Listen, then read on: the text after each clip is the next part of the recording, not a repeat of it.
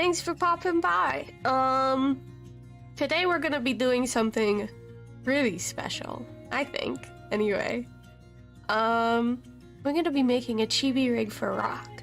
And more importantly, as we do it, we're gonna be basically doing it tutorial style. So if, like, you've never worked in Live2D before, or, like, you think it's intimidating, we're gonna see if we can't make it a little less mysterious for you.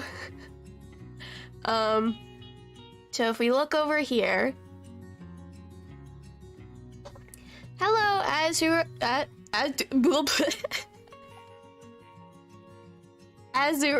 sorry. Hello, Azurel, how are you today? So as you can see, what we have here is our little sketch that we did of our, basically concept for the Live2D model we want to make. And this is our little Chibi Rock. I'm very happy with how she turned out. And I thought, just for kicks and giggles, I'd show you what Big Rock's files look like. So as we're rigging Chibi Rock, you can sort of understand the difference between a simple model, which is what we're going to be doing, and a complex model, which is what Rock is. Thank you. I'm doing good. I'm very happy to be drawing.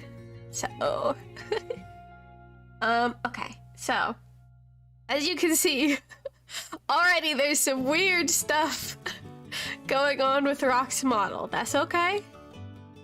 I'll explain what each of these weird things are. But if we look over here, we have just a basic file structure. Here we have an outline. I ended up not using this. Because editing is important, and it was way too many pieces for the file to even save. So, you know, the number of pieces a model has can affect whether or not you can, like, rig it easily, right? And then the hearts and the sparkles, which are just part of her little emotion set. She can have little hearts and sparkles and stuff. It's very cute. But if we go into this model tab, you can begin to see how many bits and pieces a complicated rig can be. So what we're doing now isn't going to be nearly this complicated, but if there's anything on, like, the OG Rock model that you want to know about, like, just feel free to ask, you know? And in the meantime, we're gonna go ahead and get started with our sweet little Chibi baby. Okay. So, I'm working in Clip Studio. I might have mentioned that already. The files that Live2D works with are ESDs, but if you're working in Clip Studio, you want to save it as a Clip Studio file first, and then turn it into a PSD later. Otherwise, it'll be outrageously large. Okay, so I'm a pleb. I usually work in just like letter size, because I don't understand digital stuff a lot, ironically. But what we're going to do to make it easy to make things symmetrical is we're gonna set it to a 10 by 10 square. And this is just my preference. Using whatever, like, file size you typically use should be fine, you know? I also do 600 DPI because I hate myself and my computer. Okay.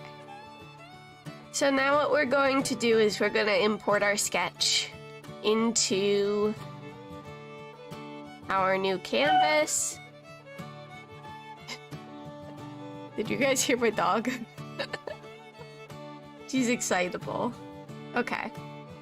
So, we're gonna go ahead and use this sketch as a base for what we're gonna do. So, I'm gonna clean it up a little bit before I get too deep in here. So first we're gonna blow her up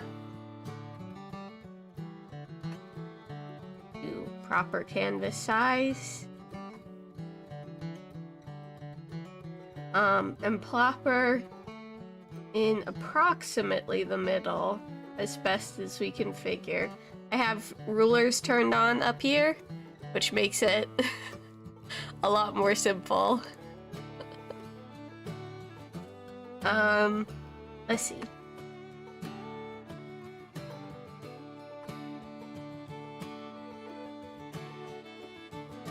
Yeah, I actually am not super confident when it comes to chibis, how they look, you know? So I actually spent a lot more time than you might think trying to figure out a little chibi rock. Okay. And now what I'm gonna do is I'm just going to adjust it so it's in monochrome. And then pop out the lines so I can see it more easily using level correction. And if you don't know how to do any of this stuff, that's fine. You don't need to know how to do this stuff to actually do the stuff with the model. This is just something I like to do to make it a little easier on my eyes. And then we're just gonna, I mean, we don't really have to convert brightness to opacity, but we will anyway, because I can.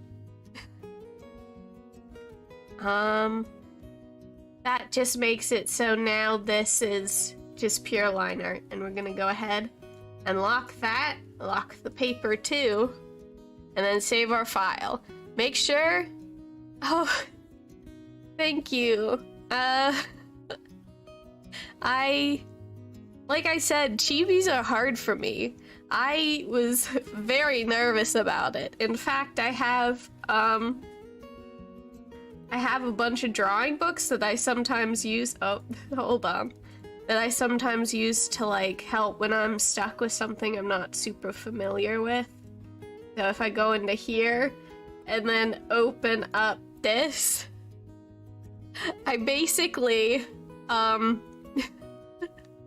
spent like a day studying this and looking at it and just figuring out like how to do it, because it feels very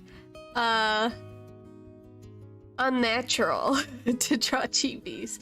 So I'm glad I have this to help. Remember to always look at reference if you don't know how to do something. Yeah, we're gonna save this. You might want to start a folder that just has a bunch of your rigs in it. And then this, I'm actually gonna pop her in my rock rig folder. And we're going to put it in a new folder. CHIBI ROCK. Clip. And then just call it CHIBI ROCK, because we like to be descriptive with our names here. The one thing I do that might annoy people is I label as many layers as I physically can, just to make sure that when I'm in LIVE2D, Like, I know what everything is. I don't have to go clicking everywhere to find it. Okay. So, we're gonna work first on the face. And the face is gonna be in lots of different parts. But what I like to do, and this is this is just me, so this might not be like feel like natural for you, but you know, maybe try it out, see if you like it. I'm going to go ahead and pop a symmetrical ruler right in what I think is the center of her nose, because the nose is the middle point of the face. So if you do the nose first, everything else just sort of falls into place. It's easy to make it symmetrical in that way. And if we look at the little symmetrical ruler thing, we're not quite in the center of the canvas, and I would like to be. So I'm going to have both of the layers selected, and then just shift it over until they're both in the center of the canvas. Having things centered makes it, again, easier when you're actually doing the LIVE2D stuff. Okay. And since we have a sketch, we can actually just start in on the line art, which is great. I'm just gonna select black. I will probably be changing the color of this line art later. But just to make things easy on me, I'm just gonna start it with black. And I'm gonna lower the opacity of the sketch layer so I can see things. What's probably different from how I lay out model art is I split everything into layers as I draw. A lot of people like draw an illustration and then go back and cut things out and put it into different layers. And that might work better for you, just depending on what feels more natural. To me, it's like, why would I do that when I can just split it all from the beginning, you know? So, I think it will be cute, this little rig. Okie dokie. I also turn my canvas a lot, so if that makes you pukey, let me know. And I'll try to stop rotating it so much, but it makes it so the lines come out smoother. This is at a 10-point brush size. I think with the size of this character, I'm gonna bump it up to 20 and see how that looks. And with Rock's nose, the main model, it was actually split into several different parts, but we're just gonna keep it relatively simple. Because you can get more complicated with rigs, but the more complicated it gets, the harder it is to like figure it all out. And if this is your first rig, maybe go easy on yourself. I'm gonna zoom out and see if I like the line thickness. It might be a little thick, so I'm gonna go ahead and lower the thickness. And do it again.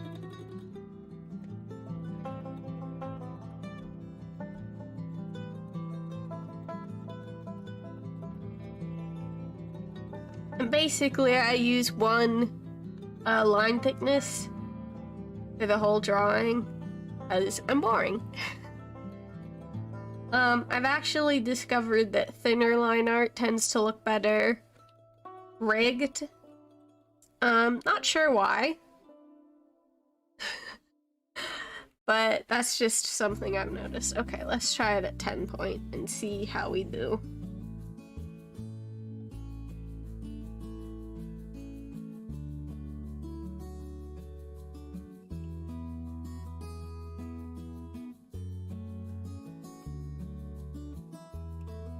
I mean, that's pretty cute. Just because this is a chibi model, we might go ahead and do some thicker line art for like the eyes and stuff, because that would be cute. But I think this will be fine. I could split her nostrils in order to make the head turning seem more natural.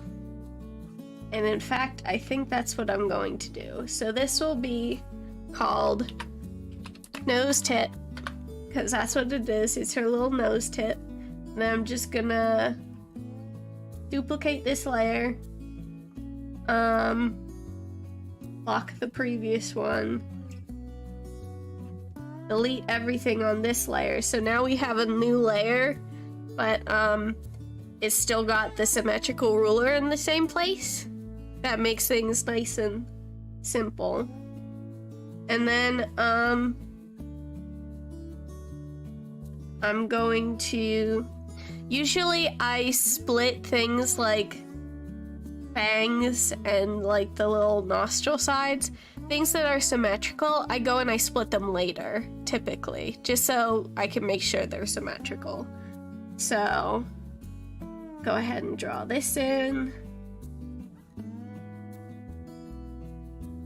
And then, since this part of the nostril is going to be ooh, bots. Under this main nose part, what I do is I just go ahead and I close the lines, and that makes it easier for me to color later, because I can just essentially use a fill tool. And then we'll rename this nostrils. Splitting up the like nose tip and the nostrils probably isn't something you'll have to do on a normal model, like a normal humanoid. But if you're working on something that's got animalistic features, it's not a bad idea, because then you can just control the angle of the nose better, you know?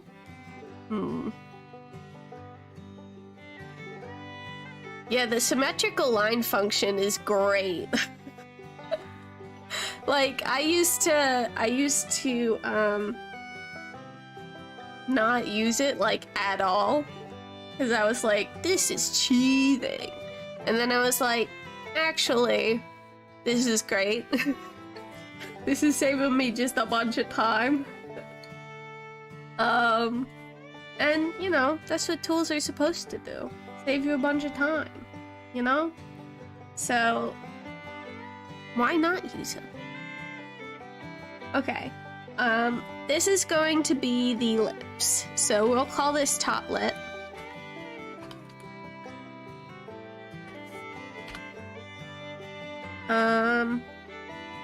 And as you can see, I didn't draw the sketch with the symmetrical ruler on. So basically you're gonna have to just choose which side you like better. I mean, unless of course you don't want to use the symmetrical ruler thing, that's up to you. But most of the time, there are lots of parts of the face that are supposed to be symmetrical, you know? I think the left side of her little smile is pretty cute. So, we're gonna make it a little more neutral than it was in the sketch. Just because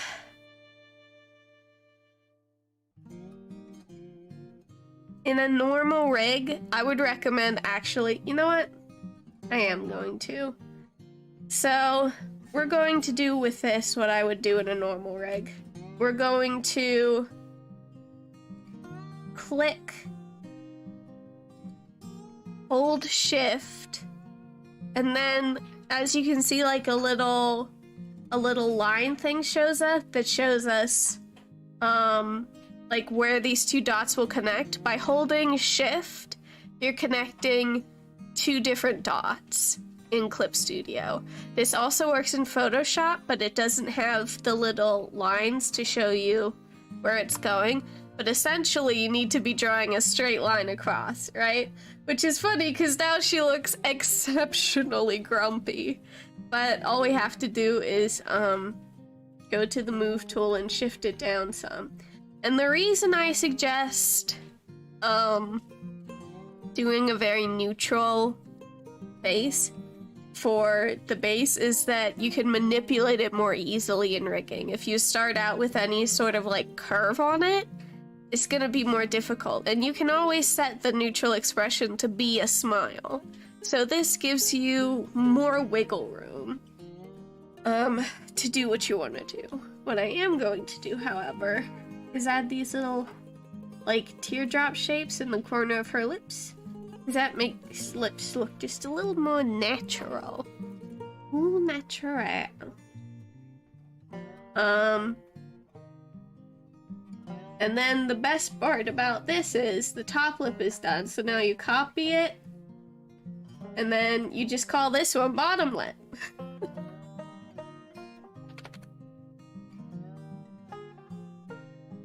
And you don't even gotta move it. The top lip and the bottom lip should be in the same position. Of course, in the hierarchy of your layers, you will want this top lip to be above the bottom lip, obviously. And we're actually going to... No, that's fine where it is. You do have to think about the order your layers are in, because you might accidentally cover, like if I put the face layer above both of these, you're not going to be able to see the nose and the mouth when we color them in, right? So you want to think about, it's like building a paper doll. Has anyone else ever built a paper doll? It's literally like that, where you have like all these different cutout pieces of paper stacked on top of one another. And basically, if we misstack them over here, like, the nose will be under the face and you can't see it, right? So that's just what we're trying to avoid. The nose can be under the lips though, because what I want to do now, oops, I'm gonna copy top lip. Ooh, wait, hold on. Okay. Make sure you don't delete the bottom lip after you copy it, because you want the bottom lip there. But we're gonna delete the top lip from this layer. Just check that we did that. Yep, okay. Because these are gonna be the fangs. And, the way I've done Rock's mouth on my actual model, you can see that when she's talking, her fangs actually, like, go in and out, which, if we're going for realism, they really shouldn't do. Their teeth, they move up and down, but they don't move left and right? But, the first time I rigged Rock, I was trying to go for realism, so I didn't move them left and right, and the mouth sync didn't look correct, to me anyway. So I decided I would sacrifice a little bit of realism, you know, for having a mouth sync that works. Oh, the bottom lip isn't on top? I thought it was because of the fangs. You can't do that. The way I did the fangs for my main rig is I had the bottom lip under, and then the top lip, and then fangs, and then a separate piece of like little lip bits that went over top of the teeth and move independently of the bottom lip. So the bottom lip, I basically just I modeled the mouth basically like you would a normal human, but then I added like tusks and little lip bits on top, and that way you can get the lip sync really accurate.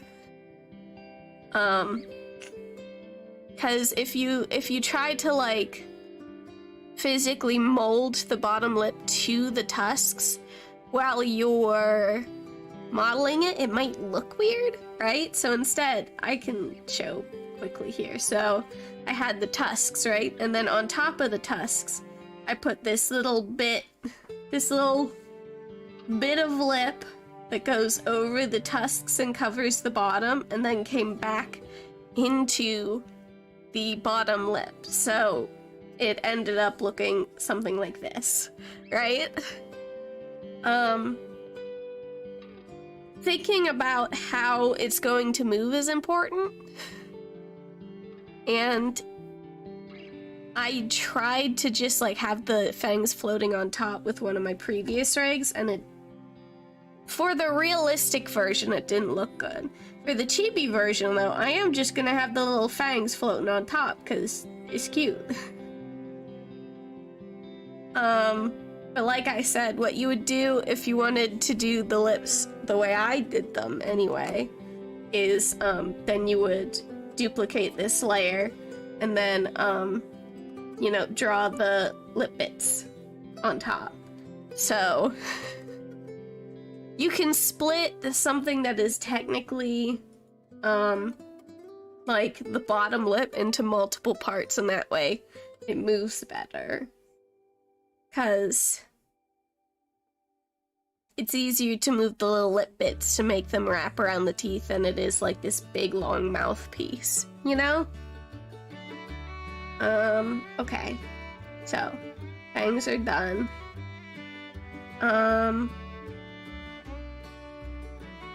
We're gonna create a folder for the mouth. I see, thank you for the explanation. No problem, that's literally what I'm here for.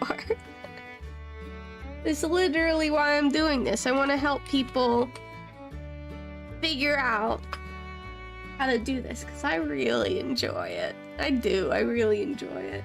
I want other people to like it as well. So we're gonna put all of our little mouthy mouth gummy works in the same folder, because we still got a bunch to do. There are 4 more mouth parts we need. We need top teeth, bottom teeth, a tongue, and then like the back sort of mouthy bit. And we need that all to be relatively in the same thing. Like I said, labeling everything and having, folders, makes it so much easier in the long run. Okay. So, chances are when you go to rig them out, the position of the top and bottom teeth will change slightly, just because you'll be like rigging it and you'll be like, oh, these could go up more, this could go down more. But for the most part, the way I do teeth is I do the same thing I did for the lips, and I make them wider than the lips, so you don't really ever see like the edge of them. And then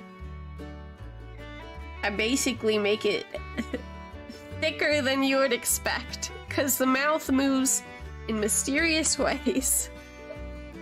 So you make some real thick, boy teeth. And like I said, that it looks weird because now you're seeing things that are on the outside and the inside at the same time, but you know. Okay. That is our top teeth. And what we're going to do now is just copy. And we're gonna hide the actual top teeth. We're now working on the bottom teeth, and we're just gonna select our eraser. Erase this, and then have the lines going in the opposite direction. Just in case you do see the edge, it looks a little bit like his teeth curve, you know? So I like to add the little curve just in case the edge of the teeth do get seen. Because some wacky stuff happens in LIVE2D. Bottom teeth.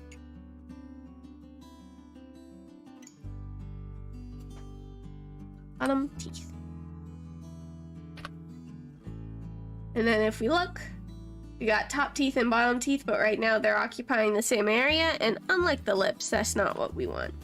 We want the bottom teeth to be below the top teeth, so you just literally shift it down using your arrow keys. And it can still be a little bit behind the top teeth, but I'm gonna shift all this up just a wee bit, and then lock both of those, and save. Now it looks like she's biting on a stick. Yeah, exactly. She's got a scroll in her mouth. 100%. Okay, so, but behind the tongue and the top teeth is going to be behind the teeth is going to be the tongue, right? Okay, so, oops, what we want to do is, same as we've been doing, basically yoink the symmetrical ruler from the previous layer, get rid of the art that was on it, tongue-ui, because it's spelled weird, and then, this is easier to draw without the teeth on, so I'm gonna go ahead and do that. And what I might do after this is go ahead and, like, add in the color, so it's easier to, like, see the layers. And that way, like, it's not as confusing, because the mouth is one of the more complicated bits to rig and to draw. So I think skipping right to the flatting part for them might be helpful. Okay, and now we're gonna add a tongue. The tongue is really like a personal preference thing. You can have it be small, you can have it be wide. I like to make it just a little bit smaller than the outline of the mouth, and then pretty deep down in there again, because when the mouth opens, we want to have some wiggle room. So you basically are drawing a big old bean in there. Duplicate, move this down, lock this, get rid of the art, and then we're just gonna call this one mouth, because this is just the back of the mouth, right? Mouth.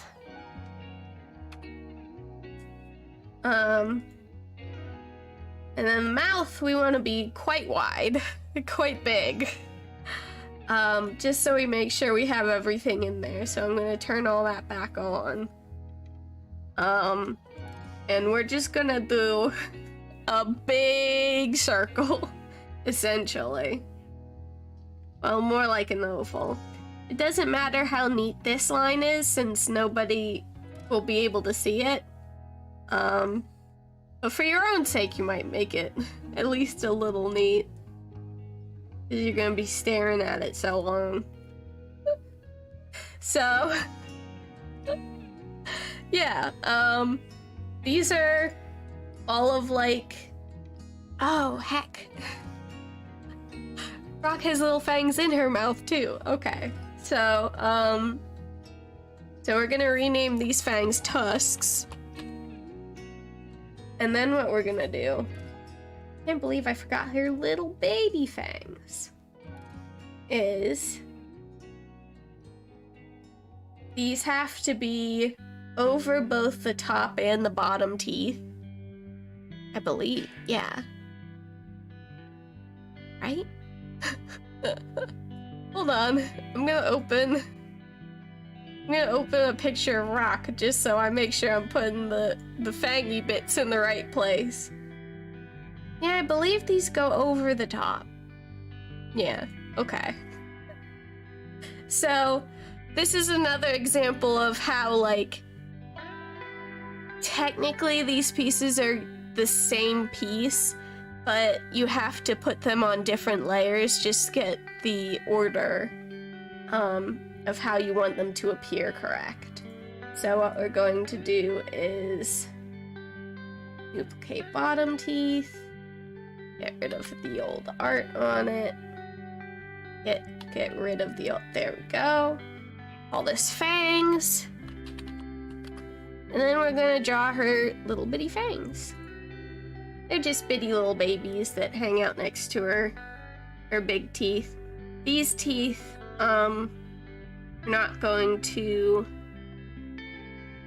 close in though because they need to sort of meld with the rest of her teeth. So now, those should be, they need to also come out farther, so when her top teeth overlap, they still show where they need to show. Yeah, okay. So, pardon me. So now, you see why some people get intimidated, doing this all at once, right? Because this looks crazy. And typically what I do is I just keep going. Like, I'll turn the mouth off and then I'll do the face and I'll do the eyes. I'll do all the line art first. Because to me, I do fine with all these like weird lines everywhere. But for a beginner, it's probably pretty intimidating looking. So now what we're going to do, let's turn off the nose. We'll make a folder for the nose. Nose. And we're gonna tuck those in there. And we're just gonna hide the nose for now. We're not working on the nose anymore. What we're going to do is add the colors so you can see all of like how we have laid this out, how it's all going to look. So, in order to do that, I'm going to go ahead. I have a specific palette that Rock uses, so what I'm going to do is I'm going to grab the color palette that Rock uses. As you can see, it's just sort of up here. I've written out what each color is supposed to be, so I can go ahead and just grab these. But obviously you might be working with like a color palette you don't know about yet. So for the mouth, I'm going to grab the color I want to use for the mouth. And now we're going to create a folder called mouth. That's still inside of this folder with all the other mouth parts. We're gonna pop this in, rename this lines, because these are the lines, right? We're putting another layer underneath it. And then you fill this in the way you would typically like flat something, right? So for me, if I have a piece that is a self-contained shape, like a circle, what I do is I go onto the line art layer, select outside of the line art, Make sure if you're using Clip Studio, you go over to the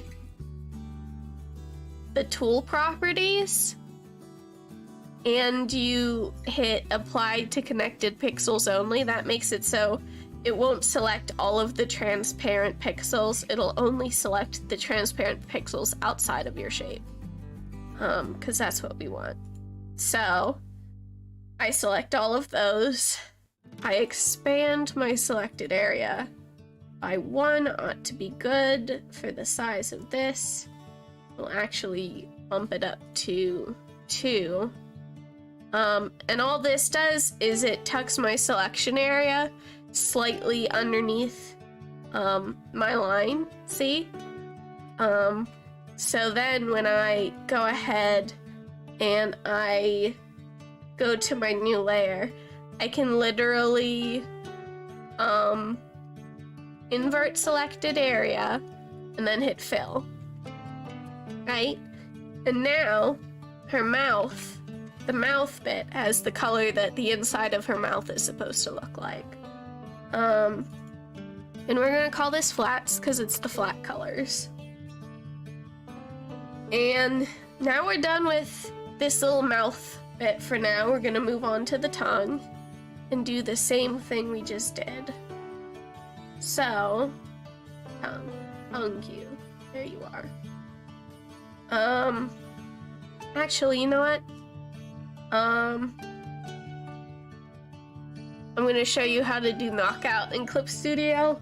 And this is a thing you do with the lines. So,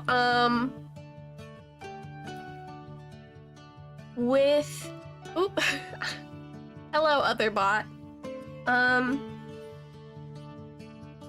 With Photoshop and other drawing tools like Paint Tool Sai, I don't know the specific, like, function that you can do in order to do this thing. You might just have to color it in or pick the color you want from the get-go. But in Clip Studio, if you unlock your layer, next to the lock layer button is a little button that says lock transparent pixels. So you hit that, and what that has now done is any pixel that is clear on this line art layer, you now cannot touch. Like, it can't be affected at all by what you do, right? So then you select the color you want your line art to be, and you can just hit the fill bucket. And now, if you look, the line for my mouth is the color I want the line for the mouth to be. So it's a very handy function for Clip Studio to have. It's very nice.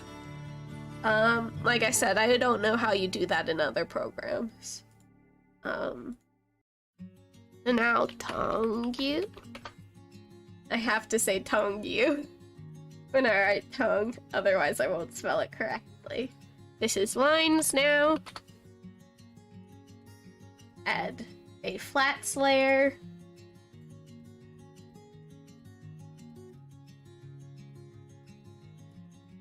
Okay, and now we go here, select outside of tongue, expand selected area, invert selection, go to the flats layer. Oh, make sure we have our correct color picked. And then fill it up, baby. And now deselect. And we're gonna lock the transparent pixels there. And fill our line art. So now we got a nice colored in tongue too. And as you can see, this tongue is above the mouth, like we can physically see it. But if I move this folder down to underneath the mouth, you can't see it anymore. So that's why we're coloring these in right now, just to show you like how all of the different hierarchies, how much the order of your file structure matters. In this particular instance, I will say sometimes I do think, yeah, I've put this thing underneath, like these things it needs to be under, but then I'll like be filling in colors and stuff, and it was absolutely not where I thought it was, so I had to shift some things around, you know? Okie dokie, bottom teeth.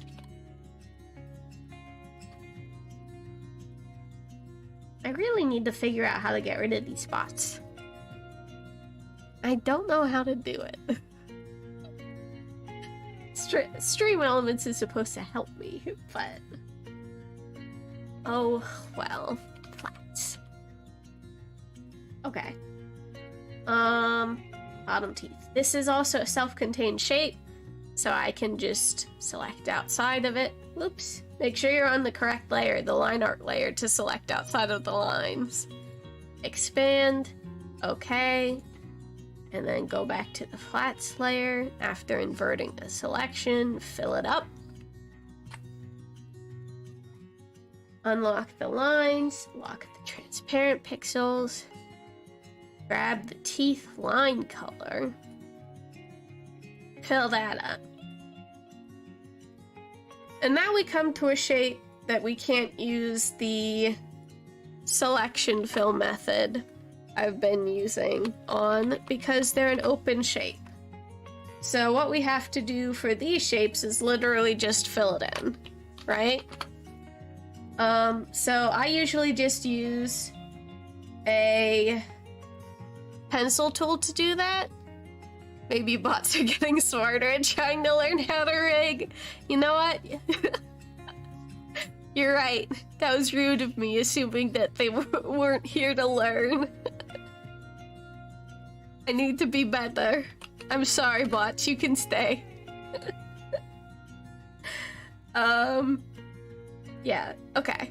So, I usually, if I go over to my little fill tool tab here, I have something I call a flatter. It's just a, if I blow it up, it's a pen where it's got like hard lines. So, it's all one consistent color and nothing else, right? That way when I go to select it again later, it is, my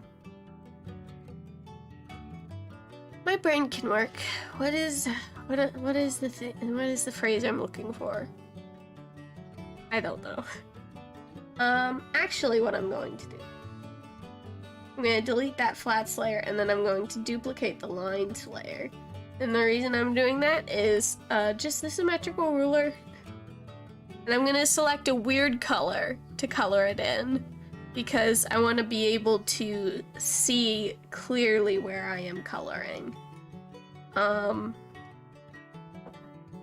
then I just take the flatter, and because it's underneath my line art, it'll not go over top of it. And then I just make a nice little teardrop shape there. And if I back up, yep, it's on both sides. So then you simply fill in both sides like that, and then pick the actual color you want and fill it in.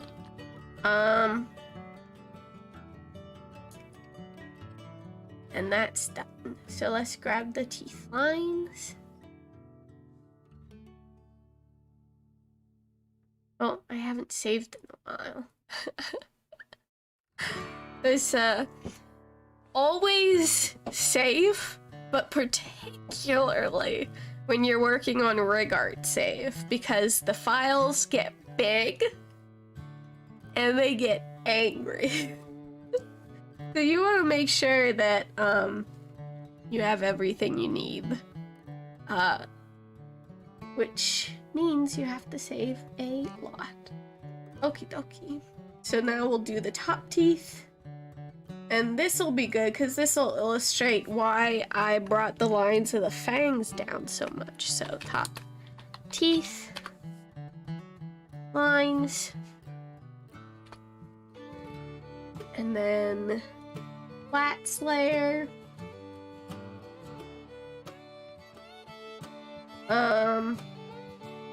And then we can just use the same method that we've been using. Okay, inverse color, switch to flats layer, fill. Oops. Wrong color. I want them to be white. Pearly whites. Thank you. And then lock that. Unlock the lines, lock the transparent pixels, grab this color, dump it in there. Oh, okay. So, now you can see why this step of the process is so important. These fangs are supposed to be peeking out over both sets of teeth. So it wasn't. It was just peeking out over the bottom teeth. But we moved the folder up over the top teeth and now they're where they're supposed to be. So, you know, it happens. You mess up the layering sometimes, but that's why the flatting process is so good for noticing mistakes like that. Okay. So, the top lip and the bottom lip, eh? So, something I did with rocks model is the top and the bottom lip have different colors. So the innermost line of the lip, if we look here, is the darkest color. And then these lips are actually two different colors. This isn't just shading. This is a darker color than this. And to match that, this line is darker than this one. This isn't something you have to do. It's just, I like the way it looks. I think having a nice dark color for the lip, the middle of the lip, is nice. So, I don't know if I'm going to be giving her, like, lips yet, you know? Or if I'm just going to leave it as sort of like a cartoony line across it. So what I'm going to do is I'm not going to put these in a folder yet. I'm just going to lock their transparent layers and then fill them with the mouth color I like. And then lock them again and leave them like that. Just for now. Until I decide what I want to do with them. And now the tusks. The tusky boys. These are just gonna be white as well. They need a folder. Tusks. And the reason why it's important to label these folders is because whatever you label the folders is probably what the name of the layer is going to end up being in Live2D. Because if I open up mouth, right, I click on it and then right click on it, I get a huge menu full of options, right? If I hit merge selected layers, everything that was in the mouth folder now becomes one layer called mouth, right? So by labeling your folder correctly, you're saving yourself a bunch of time having to select all of the layers within this folder, combining them, and then naming them again, right? So that's why it's important just to have your folders have the correct names. Flats. And then flats is just so you remember which is the color thing, because I use color layers to select stuff. I'll show you that later. What was I doing? Right, I'm coloring in these tusks. So select, expand, okay, invert, go to flats, fill it up, deselect, lock the layer, unlock the line art, lock transparent pixels, select the color, and fill it up, baby. And these tusks are outside of the mouth, so if we go ahead and hide all this stuff, we'll see what it looks like when her mouth is closed, which is just a cute little line and her cute little tusks. So obviously there is some extras here, like the fangs and the tusks, but if we take those away, this is the basic structure to literally all of the my brain works, I promise.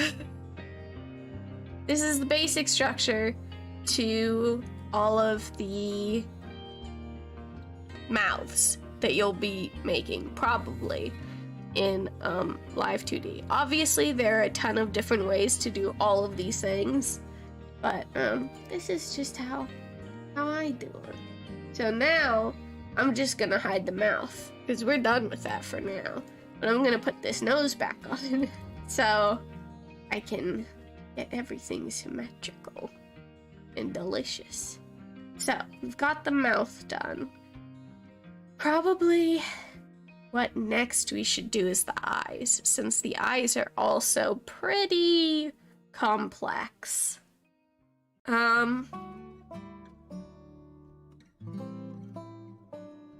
Yeah, okay. Let's do the eyes next. So we're gonna go ahead, duplicate this, and pull it out of the nose folder. And we're gonna call this, top line, eye. Oh, top eye line. So the top eye line is going to be this shape here. Like her lashes. I'm not going to call it lashes because I'm going to have lashes be separate. And this will be black.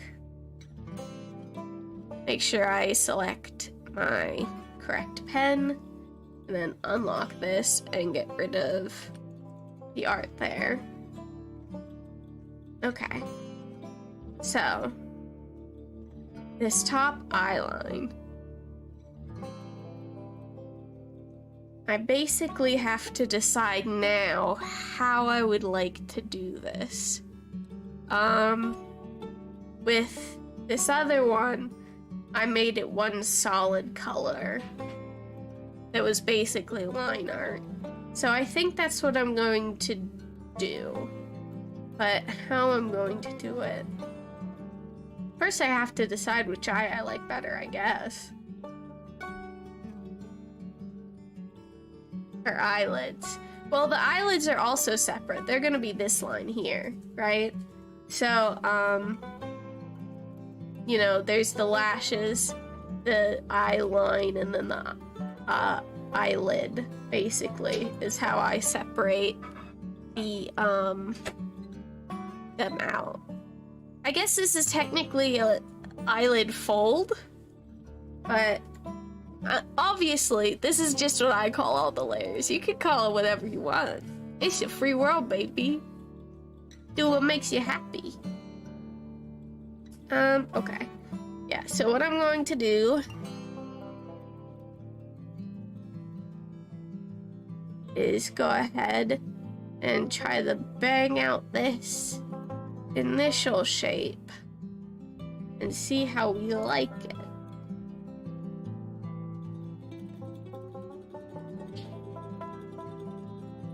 I think those are a little wider than I wanted.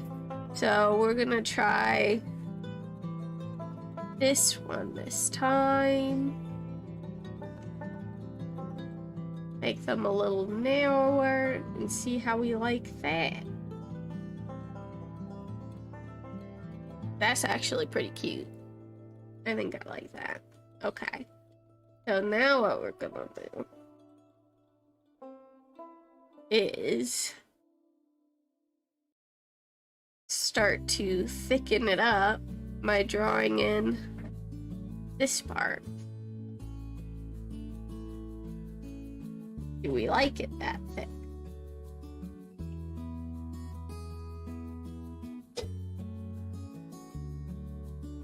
I think we like it that thick.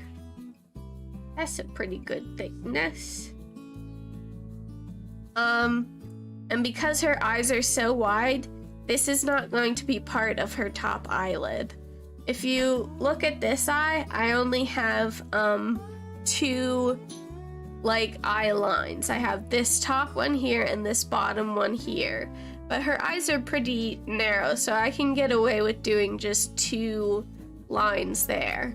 However, with this, if we try to do that, it'll look weird when she blinks. So this little nubbin that comes out this way is gonna have to be different. So we're gonna go ahead and we'll give her a little bit of a lash there that kicks out. And then we're going to fill in the shape the same way we would fill in flats, but actually keeping it on the line art layer. Oops, I hit delete instead of fill. So now if we look, she's got a nice little eyelids. Delicious. Okay. So, with that done, we're going to copy, lock the old one, put this one down below it, delete the old art. Cool stream and drawing. Oh, thank you so much. I appreciate it. Welcome. We're just chilling, listening to some very jangly guitar music, and learning how to do model art for LIVE2D. So you too could be an anime girl on the internet. Okay, so this is, we're gonna call this mid-eye line, because it's in the middle.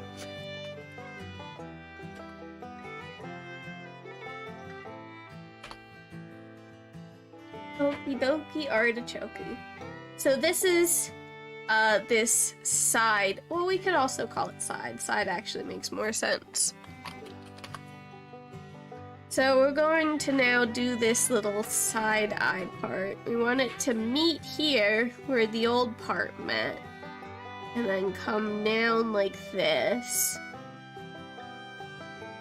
And then we'll just go ahead and hide this and connect these to make it a little easier to fill.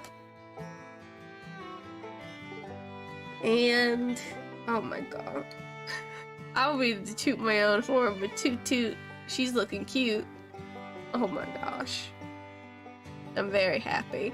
Oh, more bots. Hello, everyone is welcome to learn here. Pop that in there, and now we've got this side aisle. So these are two separate parts, and that way we have more freedom to manipulate them in LIVE2D. Essentially,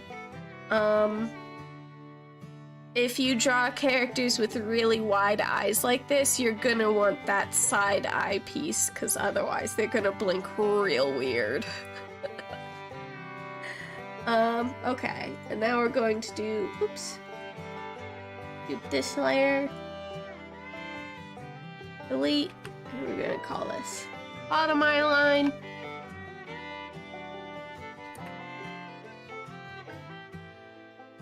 And I like this one, it's very cute, so we're gonna trace this one.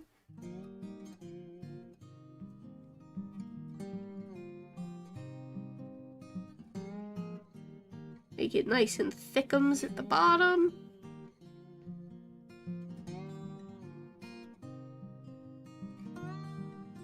Yeah. And select, expand. Yes, please, thank you. And fill it up. Now let's zoom out and see how that looks. Wow. I'm very happy with how it's turning out. Wow, okay. CHIBI Rock's gonna be cute. Cute as heck. I'm very happy. Okay. So what we're gonna do now is top eyelashes. Whoops. So we're gonna copy this. Unlock it, delete. We're gonna call this top eyelashes. Oop, I put toyoip eyelashes. There we go.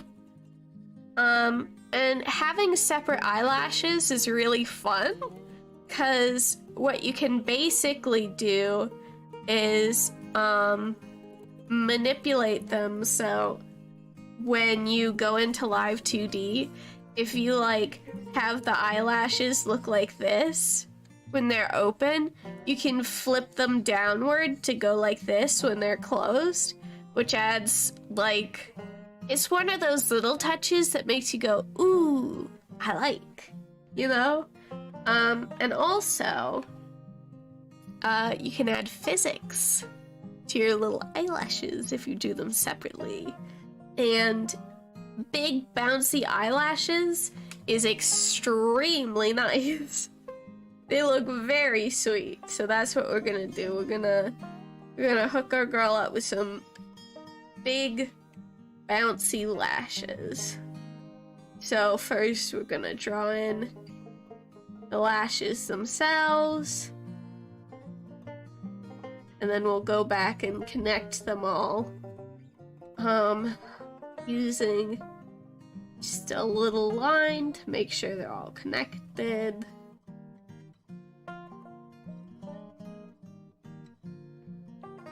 How does this look?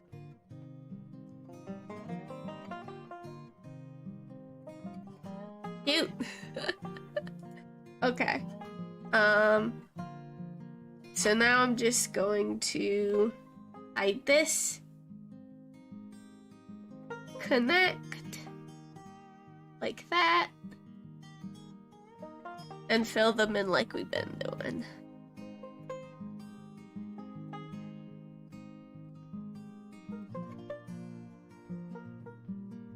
When you're doing the expand selected area, you might want to watch out for little tight spaces like this. You might have to go back in with like the lasso tool and add them to your selection so you retain all those nice crisp edges. And invert and fill. And those are her top eyelashes.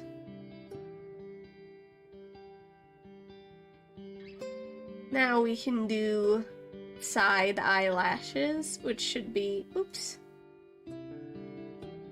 on top of the side eye lines.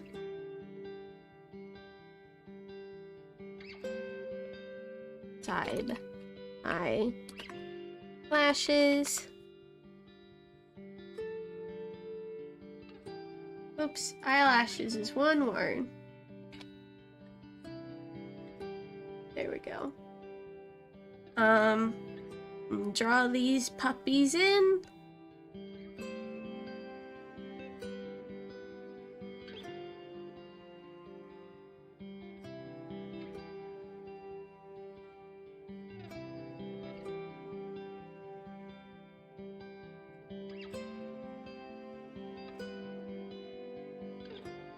And of course, you don't have to like add eyelashes and stuff.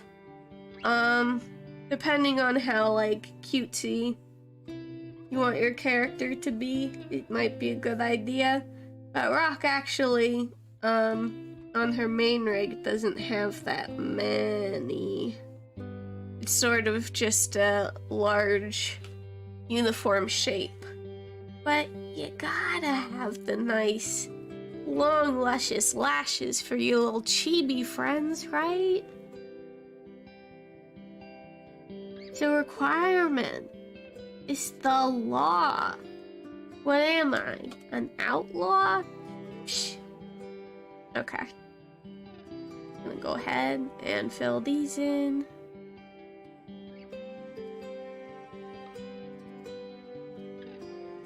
Mop.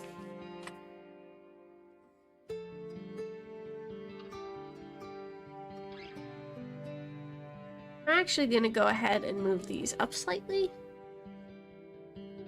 After I unlock them. Oh yeah, that's better. And then bottom eyelashes.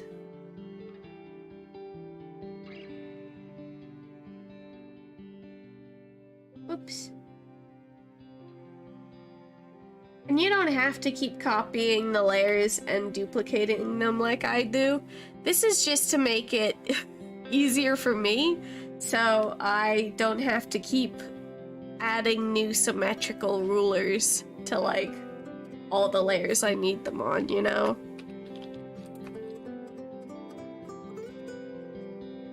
Bottom eyelashes. Again, just one word. Okie dokie. So, These might be a little more difficult to draw just based on angle. So let's try to do them from this side.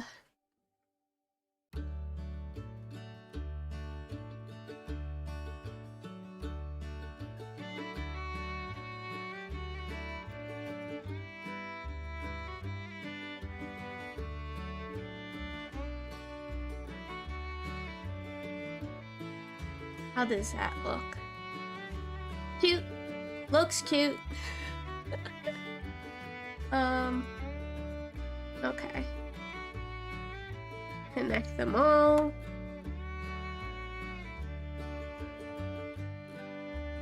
Fill them up. Make sure that's actually closed. Fill them up.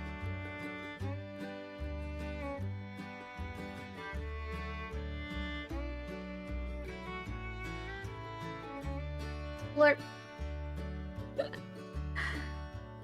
Yeah, it's looking good. I'm pleased as punch with how this is going, honestly.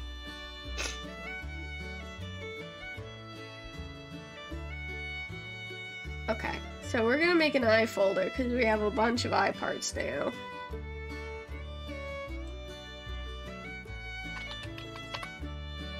And then we're going to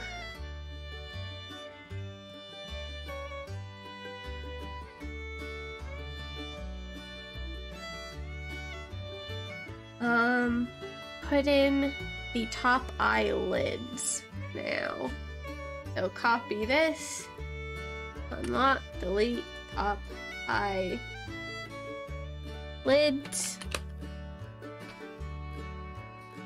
And actually put in the eyelids. Which eyelid do I like better?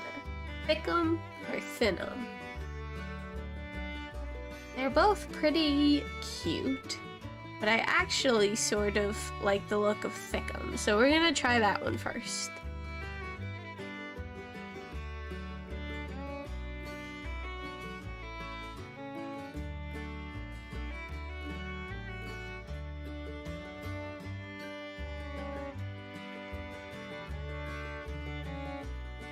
Yeah, that's nice. Okay. Unlock it, and then what we're going to do is we're going to put, oops, none of these are actually in the eyes folder. They should be. There we go. I'm going to create a folder called Top Eye Stuff. And put all the top eye stuff in there. And then do the same for side and bottom eye stuff. Side eye stuff.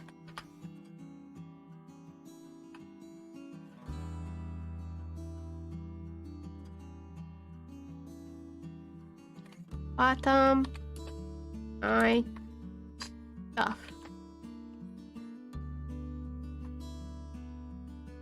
There we go. Okay. We do have to put the bottom eyelid as well if we're doing a bottom eyelid. We have one for main rock, but does CHIBI Rock need one? I think that won't actually make her look any better, so we're just gonna leave it like that. Now we need to do the irises. We're not gonna immediately go in for the symmetrical ruler yet for this.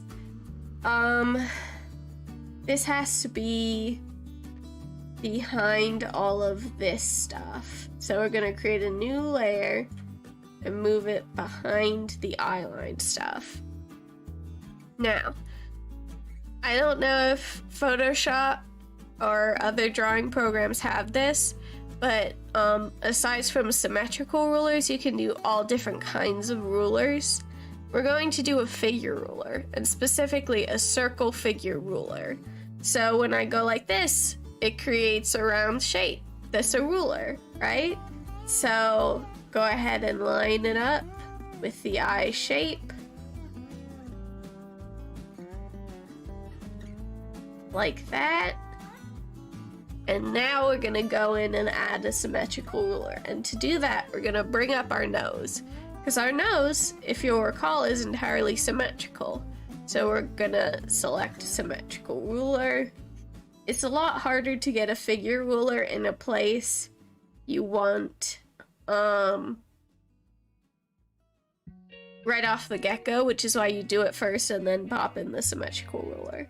So if we look, this ruler is only on this side, but because we added the symmetrical ruler, we can literally just trace it.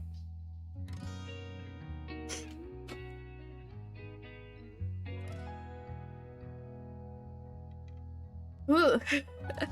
She looks like maybe she's had too much caffeine. The problem with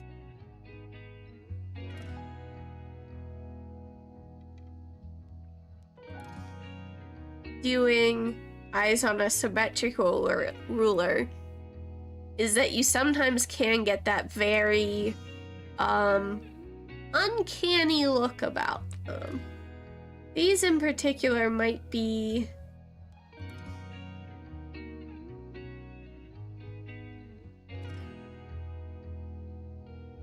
actually, you know what? They're fine. They're fine. It'll be cool. You'll see. Trust me. So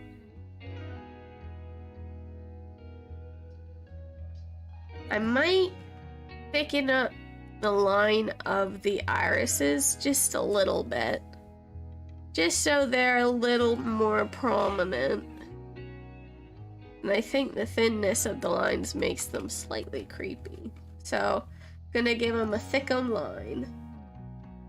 And then these are irises.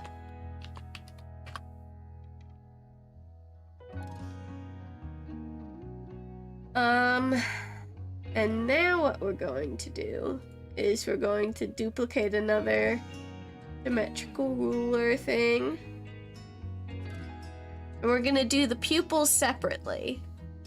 And the reason we're going to do the pupils separately, you don't have to do this for every rig. And this is sort of like a me thing. But, like, you know all those cool bouncy eye physics you see in everybody's rigs? I like the look, but I don't like the fact that irises don't grow and shrink. Pupils do. When you close them, like, blocking them from light makes them smaller and bigger when they open them back up, right? So it makes sense for the pupils to sort of dilate and stuff as the eyes open and close. So that's basically what we're doing now with the pupils, is we're going to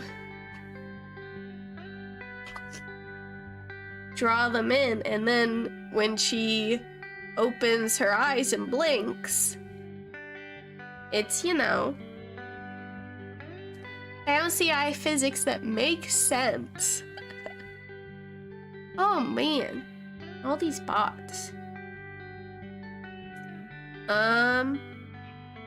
Okay. So I like this pupil, we're gonna go with it. Oops, that doesn't look good. Make sure I'm actually putting a straight line.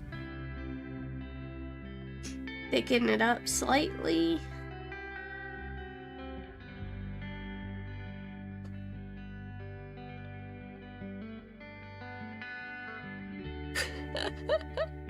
It's pretty creepy, actually. I'm not doing a very good job. That's okay. We're going to expand it out a little bit. Actually, that looks pretty cute as is. So we're going to fill it up.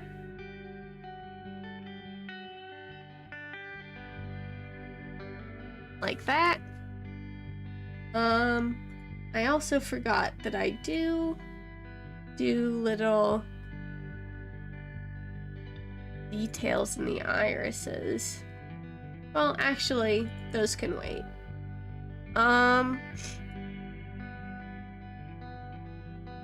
Okay.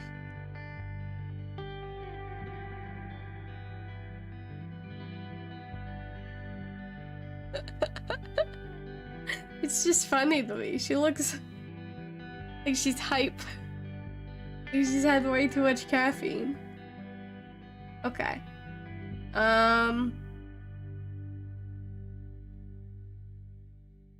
The shinies will help with that, which is what we're going to do next. We don't want the shinies to be symmetrical because presumably our light sources come in from like one angle, and unless the light is like right here in the middle, that's not gonna happen. So we want both of the shines to be on this side of the eye, so we're gonna have to do them basically individually. I say basically, but what we're going to do is gonna do a figure ruler to get a nice big shiny. Move it up a little bit. And then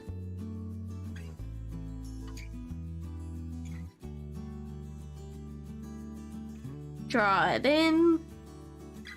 And the reason why we're drawing the shiny going on the outside of the eye is because we're going to be using something called a mask in Live2D to clip this so it's only is visible on her iris. So we're gonna call this shine, and then now comes the part that everybody loves, where you have to remember which side it's on. So this is on her right side, so this is shine R. And we're gonna copy shine R,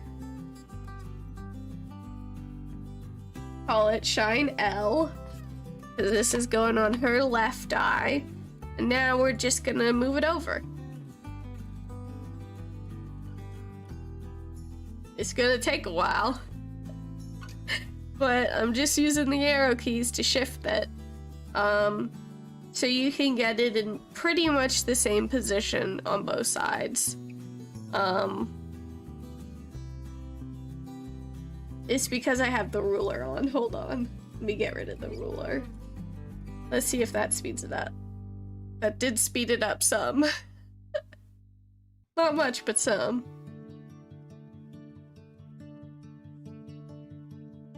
Come on. You can do it. I believe in you. You could just, if you're confident, move it over, like using your mouse. But I'm not confident that I could keep it level. So I use my my arrows. I know it's taking so long. It's still going. This is my favorite part of rigging. And let me tell you, every part of the eye that you want to have be shiny, you gotta do this for. If you want them to be cute. So, okay. I'm going to shift it over a bit so it's not immediately on her iris, but it is still level. Does it moving it with the mouse while holding shift keep it steady? What? What?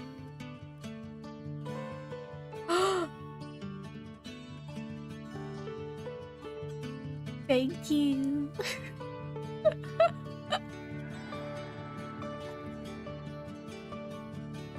You're a godsend. You're beautiful, thank you.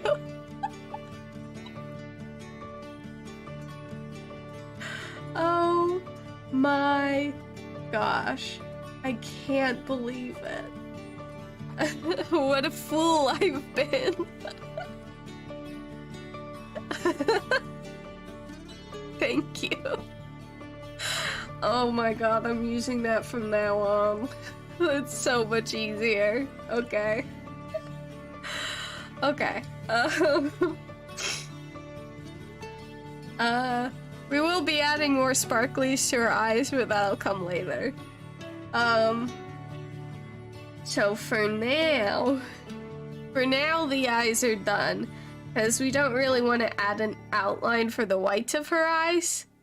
We just want the whites of her eyes to be white, because it looks weird to have an outline around the whites of the eyes. So this is gonna remain as is for now.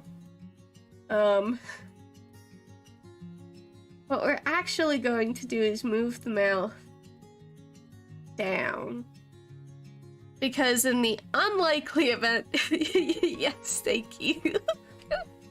In the unlikely event that the eyes and the mouth overlap, again, unlikely event, we want the like eyelashes to go over the mouth bit. So we're just moving it there for safekeeping, really. Okay. So, next thing we probably want to do will be her head. So we're gonna go ahead and do her head. I'm going to grab this, copy, and this needs to be below everything we've done so far. And this we're gonna call face. Passe. Unlock. Delete all the hootenanny. Now we're going to draw in the face area. So the face, on this particular model, we're going to keep as one part. With Rock, her face is actually in two. Here, there's actually a separation between her cheekbones and her jaw. So, like, when her jaw opens and closes, I could control it more easily without distorting it weirdly. It also makes turning a little easier since the parts can move at different rates. But that's sort of, complicated and super not necessary in most models. Not unless they've got a super defined jaw like, Rock. So we're just gonna keep this head shape one piece, and, what we need is a shape that'll give us enough wiggle room to have the hair move around without showing any, like, bald spots, basically. So the hair can move around the face and reveal more bits of the face, but without revealing too much. So, this cheek is so freaking cute, as is this one. But which one do I want? Actually, I think I'm gonna go with this one. So what we're going to do is just trace the outline of her jaw. It sort of came together weird at the chin there, just a wee bit, so we're gonna, whoops, straighten that up.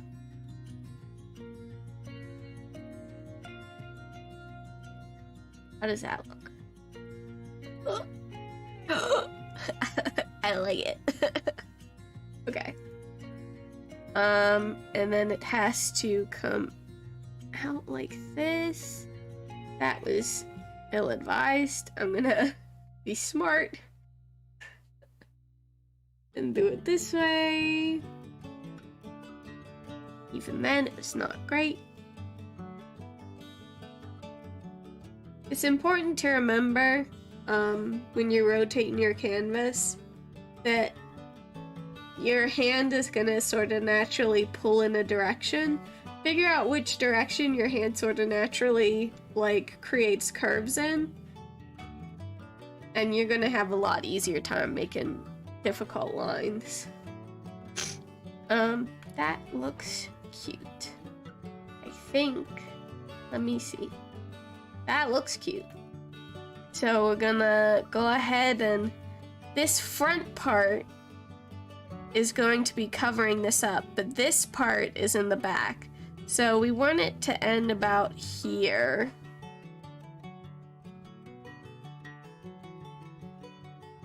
And then come down like that.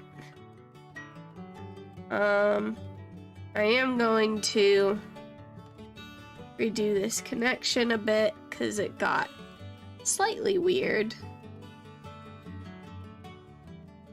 It is remaining slightly weird.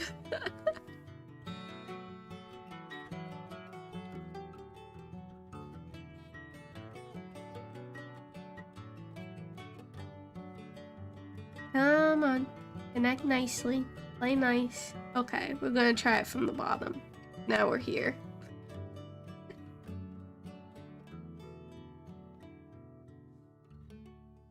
A lot of lines I can do pretty confidently, but like big shapes like this can take a couple of tries.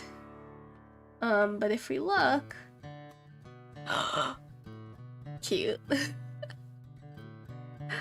Her little color striations are done with a different type of brush. It's not like baked into her line work, so I'm not going to bake it into her line work now. But we can add her scars in, because that is baked in there. In her main model, her scars are on a separate layer, so if, let me, hold on, let me switch to this. If you look at the main model, as her head and body turn, the scar on her bicep becomes more or less visible depending on the angle of her arm. That's because I made the scar the color of the arm and the line art of the arm 3 separate objects. So it's layered, color, scar, and then line art. And then the scar is on a mask, so it only shows up on the arm. That allows me to shift it back and forth to create the illusion of 3 dimensions in the program. However, it's kind of hard to do. It's not easy. So we're not gonna do it for this model. This model is just going to remain relatively simple in terms of part separation, but you know, the more you try things out, the better of a time you're gonna have. Oops. Okay, so now we have to turn off the symmetrical ruler because she doesn't have the same scars on both sides of her face, so just right click, delete ruler. And I said this in my last sort of Live2D related tutorial. Don't do your like dream rig first. Do practice rigs in the free version of Live2D. Because the more you practice, the better you're gonna get at it. Not only that, but like the more of an understanding you're gonna have of how to separate out parts and what parts you'd like to try separating out, you know, in order to get different effects. So for your first model, I wouldn't recommend stuff like moving scars in order to create the illusion of depth. I would recommend just baking them into the drawing. But like by trying out a bunch of different things and doing it again the free version. Use the free version first before you use your free trial or decide to like buy LIVE2D. The more you mess around with it, the better of a time you're gonna have. That's not what her scar does. I wasn't paying attention. This scar curves in. What am I doing? Okay.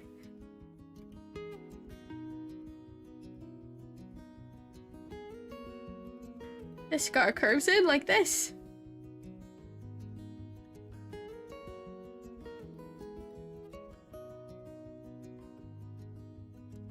There we go.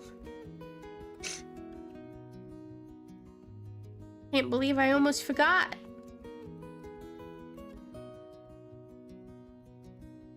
Rock purists would have never forgave me. They would have been like, what the heck? How could you? Okay, there we go. So that should be what we need for the face for now. And lock it. Now we're gonna do ears. The ears, again, we're gonna keep relatively simple in just one piece. The ears on the main model have 3 main parts for like the actual ear bits. The lobe, the base, and then like the flap at the top. So when she moves her head, it like shifts in a way that makes it look like a 3-dimensional object. And like the hair on her ears has a bunch of different layers in it that were not necessary. It was one of the things where I'm like, I could have done this differently. But ooh, I need a layer that has a symmetrical ruler. Thank you. Bring this down. Yeah, there are definitely things I would have done differently with her ears. But we're just gonna keep them simple this time around. Hit save. And we're literally just going to make the ears a single object. If you plan on having like big animalistic ears like Rock has, or even if you just want to add additional depth to your rig, you're gonna want to draw a lot of the ear as it falls behind the face. You'll see what I mean in a second. Also, this layer should come lower in your layer hierarchy than your face, because they need to disappear behind it.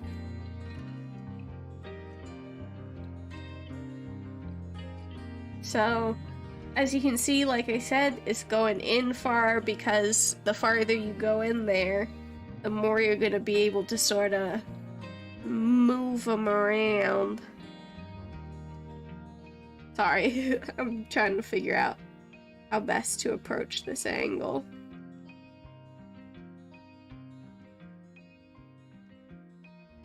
OMG, her ears. I'm very happy with her ears. Okay, here we go.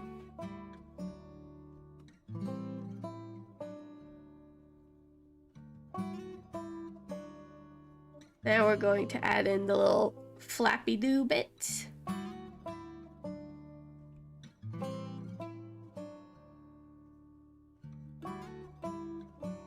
And that's gonna go all the way in. Oops. That doesn't look right. That's gonna go all the way in like this. And then come back out. And her little earlobe. Like that. Ooh. Delicious. And then the 2 little inner ear moons.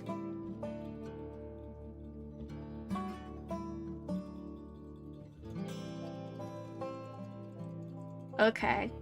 And now her little ear hairs. little tufts. Do I want these to be symmetrical? The tufts. Actually, no. That wouldn't make any sense.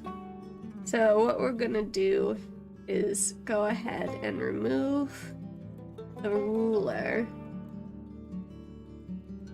and draw each little tuft on each ear individually. Typically hair is not symmetrical.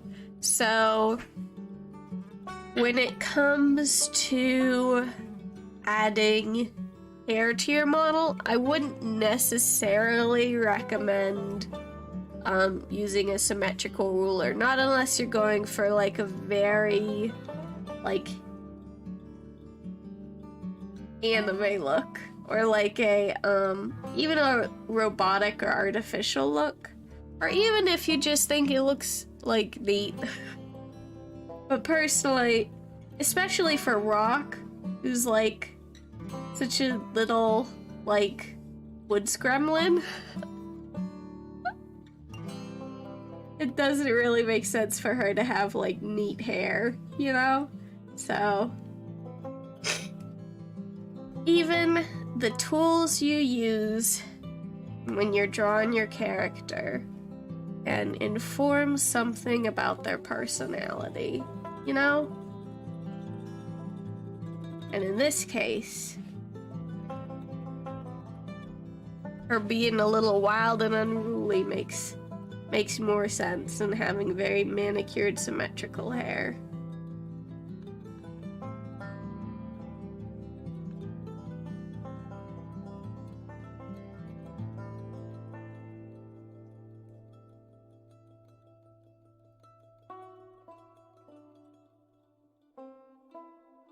Oh my gosh. She's so cute. I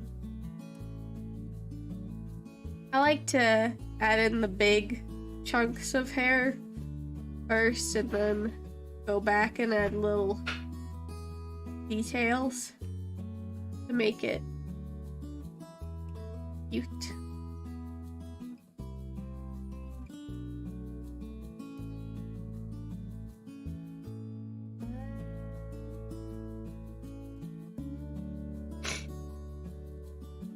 I also separated Rock's hair on her main model, like a crazy person who hates computers. And what I mean by that is, each strand is basically individual. They're not like all joined together, they're each individual, and it was a dumb way to handle it. There's a reason people don't do that, and it's called managing resources. When it comes to Rock, there's a lot I learned about managing resources.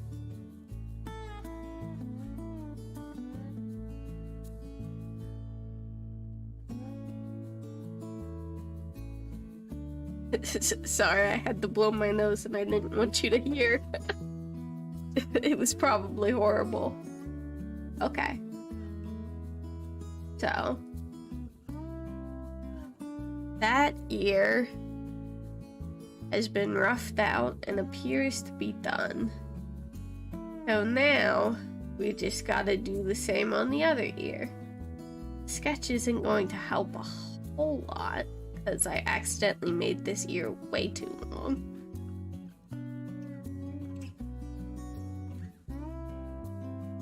But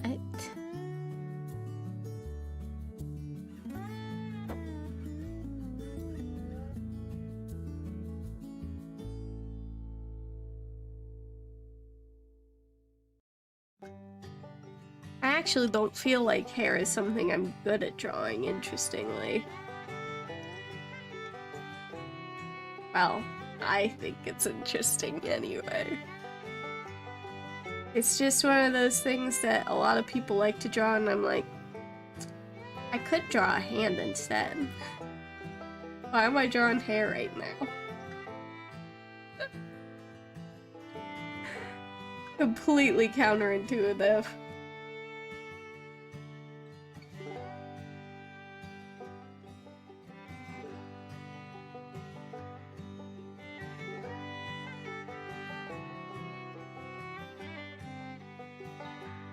And again, everybody's good at different things, you know?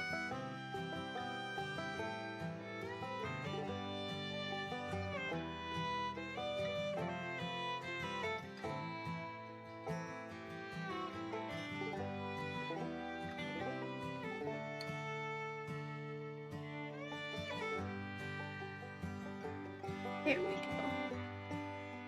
go. Audacious. That's what the kids these days say, right? Oh my goodness. We're actually making better progress than I thought I was going to make, honestly.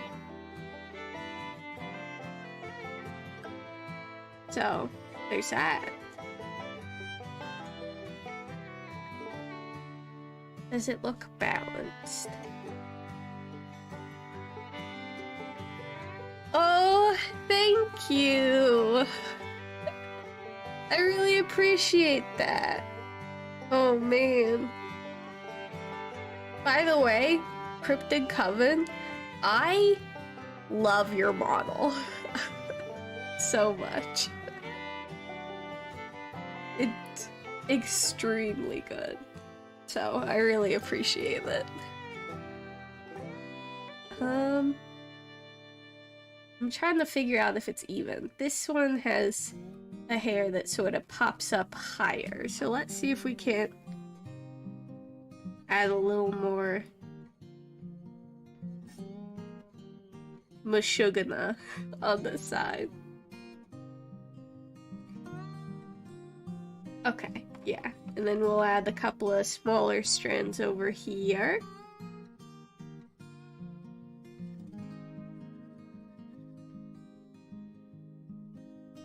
And then we'll go ahead and put in the little hair details once it's about even in weight. That looks pretty even. So that is what we will do now.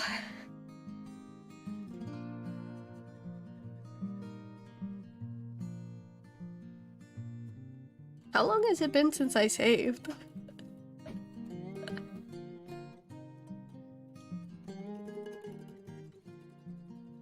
Oh my goodness.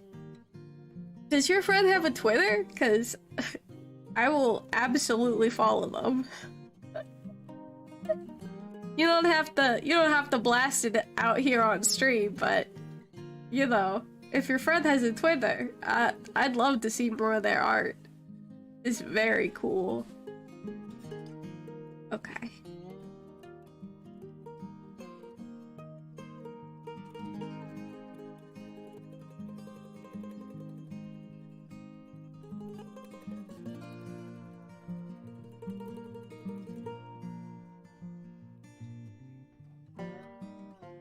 That sometimes I just draw over a line I think went poorly, and I keep drawing over it, and I'm like, this'll fix it. And it's like, nah, you just gotta start over.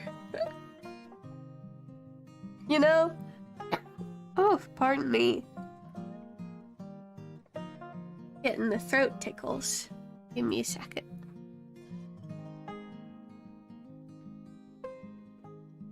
Ah, delicious. Okay.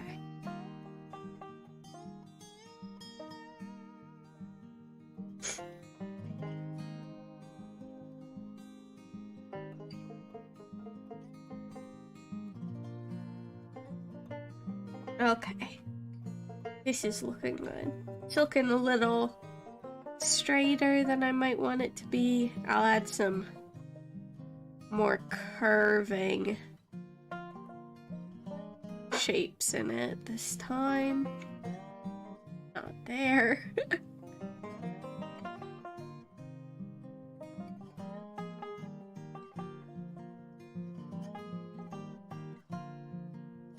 Roxel ear tufts freaking get me. Again, I don't mean to toot my own horn, but I'm very happy with how Rox designed her now. So, toot.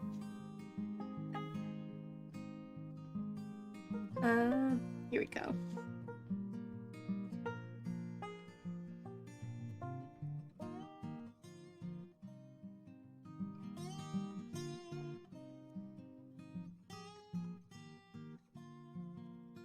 Rock's main Rock's hair took a long time because there's just so much of it, you know?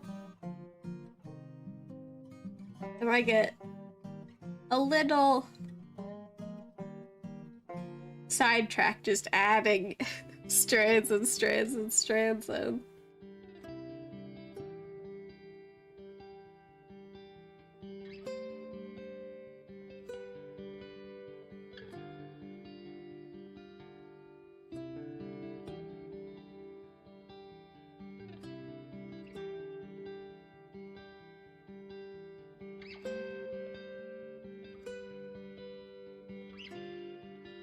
Okay, how does that look? That looks cute. Now time for the other side.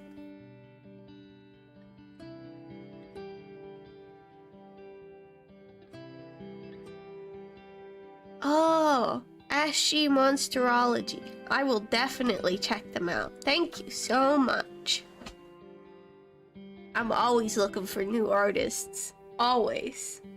My favorite thing in the whole wide world is seeing people just like do what they like and be good at it. You know? It's great. It's A+ stuff. Even people doing what they like and like not being good at it, but slowly getting better at it. Oh my god. It's so good. It's like crack. It's great. I love it. I live for it. So why my Twitter is just full of artists and VTubers. Because I'm just like, wow, this person is really trying their best. Delicious.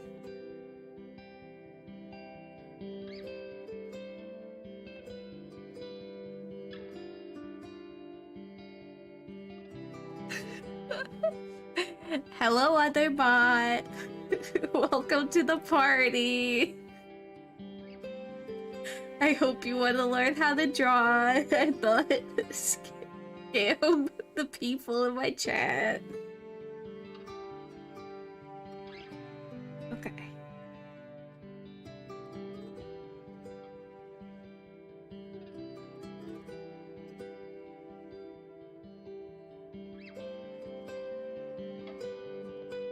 After this, we will do some eyebrows, because I forgot to do the eyebrows.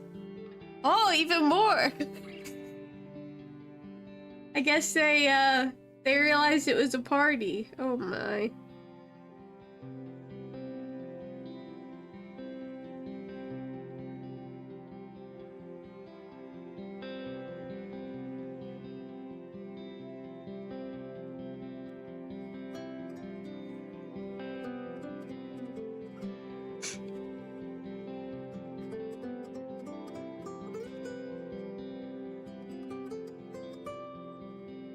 Okay, yep, them's his ears. Oh my gosh, she got ears.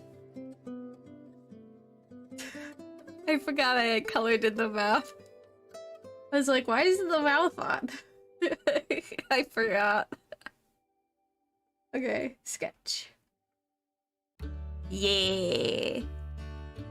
Her body is gonna be pretty simple. We're getting most of the complicated stuff done and out of the way. I think what we're gonna do is the eyebrows and then move on to the body.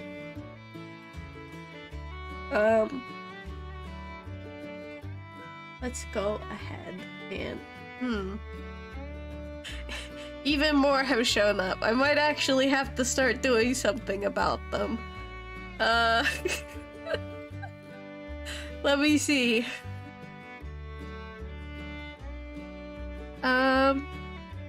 Oh, okay. Yep.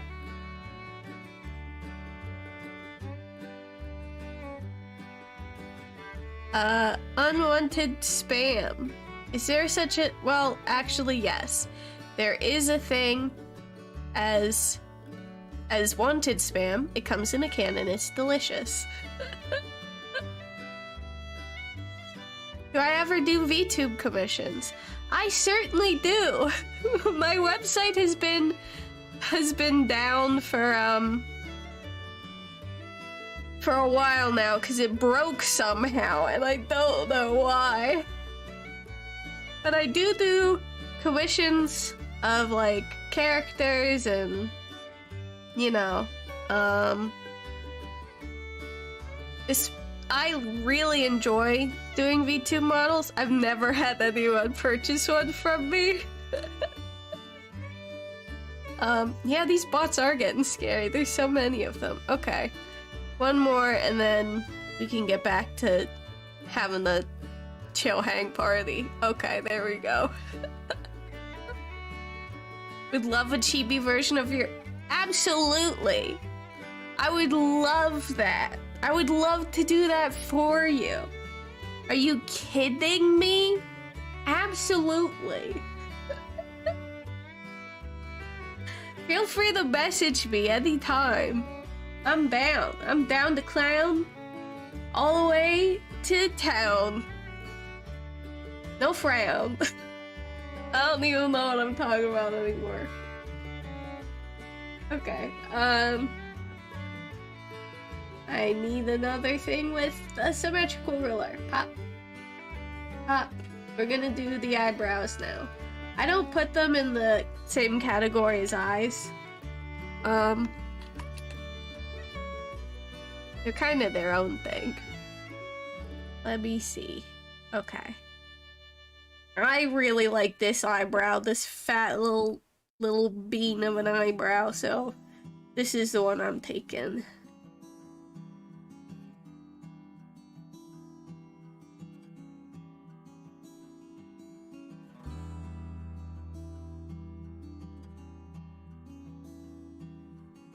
She's got them Aladdin eyebrows.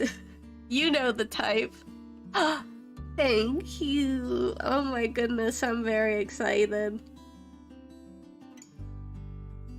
I had no idea that people would be interested in chibi commissions from me. Honestly, I said at the beginning of the stream, I don't consider myself very good at them. So, this is kind of cool. I like it. Okay. Oh my gosh. In fact, for a long time, when I was quite a young artist, I was like, I don't like my art, nobody else will either, right? I think a lot of young artists go through that. And now, I'm like, I like my art, but I know other people don't, right? And so I'm still trying to get used to the fact that, no, people like your art, you dumbass. Like, don't be an idiot. Because I like my art. I've drawn for me for so long, it like appeals to me, you know? So, thank you. Like I said, I think it's cute too. I'm just surprised other people think it's cute. If that makes sense. Man. Okay. So, for this little chibi body, typically what I do is I have like the neck separate, the torso separate, each boob is separate, like the tummy is separate, each leg is separate. It has like bends in the knees. Rock's got full rigging on her toes. It's stupid. It's ridiculous. There was no reason for me to do it. And of course, these break in the different parts and all the fingies are all different. I'm not doing that. Not for this. For one thing, I think it would look weird on a chibi model to have all these separate, like, parts. If that makes sense. And also, a lot of it isn't necessary. Like, models are cute, basically, regardless of complexity. So, like, just go for as complex as you want. Personally, what I'm going to do right now is, her neck will be separate. because there's a lot of twisting and stuff that the neck has to do. So the neck will remain separate, but her whole torso down to this skirt is going to be one piece. The skirt will have physics, but you can just move the bottom part of the torso, right? And then each leg will be a piece, and then each arm is going to be a piece. I don't know if I'm going to separate out any of, like, her hand stuff. I might give her, like, multiple arms and stuff, but I think it's, I don't want to get too complicated with it. Yeah, I agree. I think it would be more cute for the chibi to have less parts on the body. Especially, like, I don't want to be adding jiggle physics to the boobs of a chibi. Something about this, like, unless somebody was very adamantly like, yes, I want boobs on the jiggle physics of my chibi, I'd be like, okay, you do you. But, yeah, so I think the neck will be separate, and then the torso, and the legs and the arms. So that's what we're going to do now. Additionally, I'm not going to have this be symmetrical, because I like the energy and flow she has in this very natural pose, right?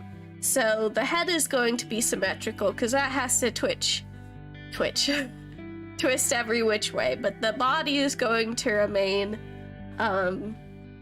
not symmetrical. And that way, she looks very natural and cute. Okay, so if I'm going to be doing her neck,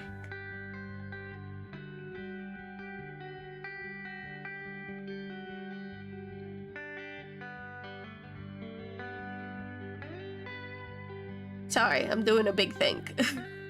Because if we look here, we have the neck, right? And then this piece of cloth goes behind it, right? So if we want the neck to be able to move, but we still want the illusion of that cloth wrapping around her body, we're going to have to pull some naniganery. So I think what we're going to do is we're going to have the neck be one piece, right? And then behind it, a little piece that is essentially the back of her dress, and then the rest of her torso, if that makes sense. And so that way, when her neck moves, you'll be able to, like, see that the dress wraps around her. It's gonna be clearer when we go to flat. Again, it's one of those things. This is the type of stuff you have to think about in terms of, you know, part separation. And here's the thing, when we go to, like, rig this part and, like, this back part, I'll probably treat them as one part, right? Like, I'll just have them connected the whole time and move them in sync. So really, it's just about visibility when the neck is moving, you know? That's one of those things where I think it becomes more clear the more you practice and the more times you rig. Okay, so we're gonna get her thickum neck in there. Just a big thickum neck.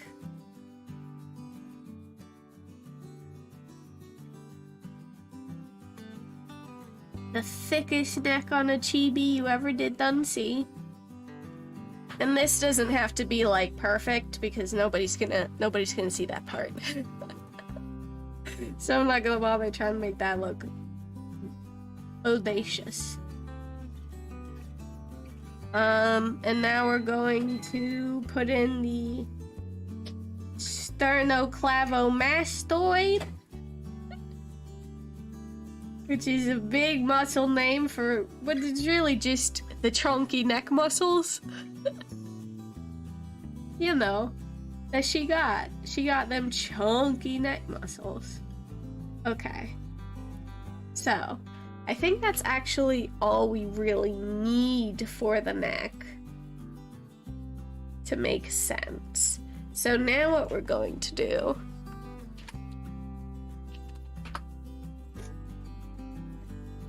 is we are going to do the front part of the torso, and then lastly we'll do the back part. So the front part of the torso needs to be on top of the neck, so it goes above the neck in the order. So this is torso.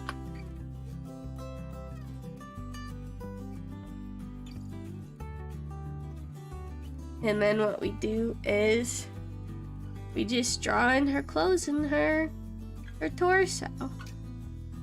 I might have to pull up my reference for her just so. Oh yeah, she's got her arms in the way there. Okay, let me open up another reference. Shh. I just need to see how the top of her doohickey works. Here we go. Top of her doohickey. Yeah. Okay. So. Having reference open. I don't understand why some people are like, oh, you use reference. Like, I literally don't understand that. How are you supposed to draw anything if you don't know what it looks like? You know? I don't get it. I just do not get it.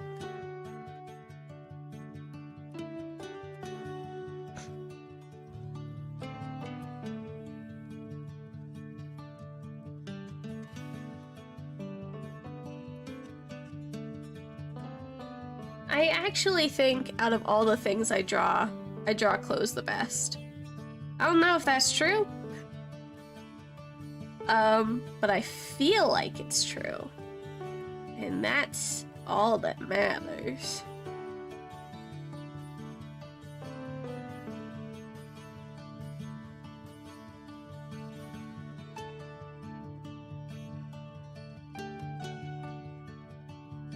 We're gonna be zooming out a lot.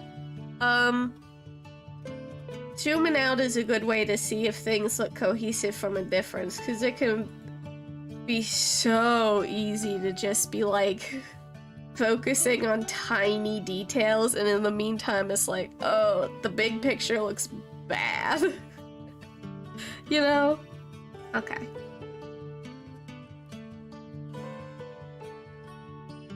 So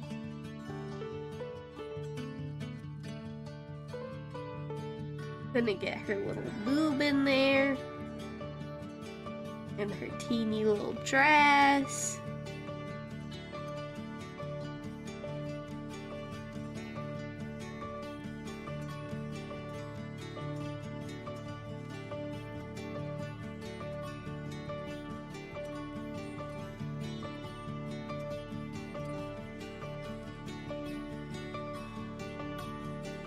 Dress has rips in it. So we're gonna do a couple of little ripperinos.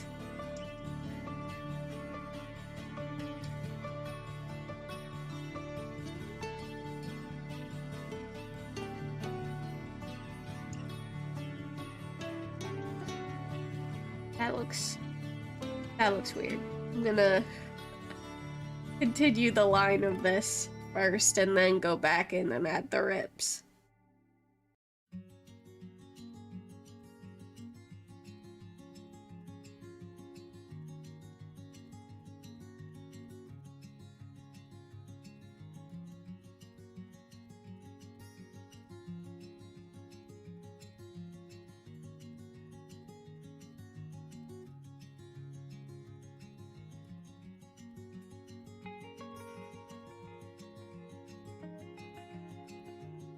Yeah, that looks better.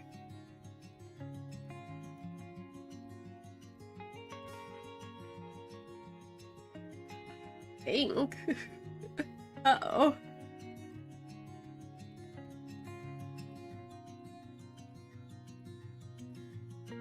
Nope, I've made her body concave somehow. Okay. Okay. So we're gonna just leave it like that for now and come back. It's fine. We're all friends here.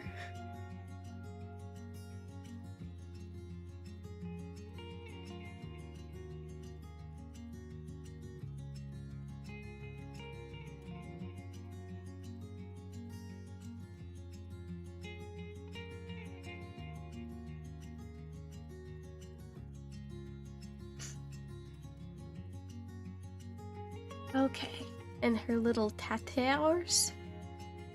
Her cute little shirt tatters.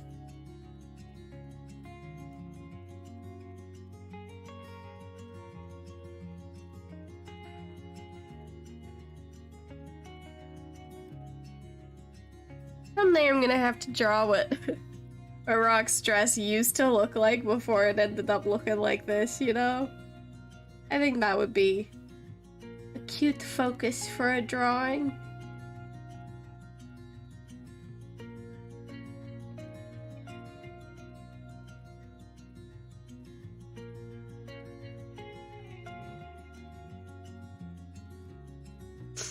I think it would also be fun to draw more fan art. I don't do a lot of fan art. I don't know. I feel kinda like, should I be doing this? Is this okay? Whenever I do it, you know?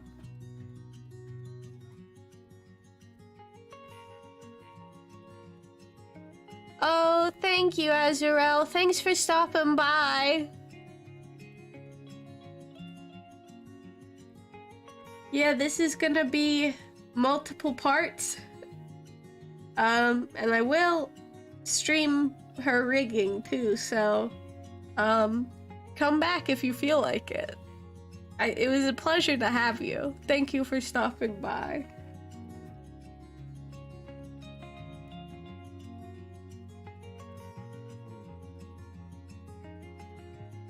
Okay.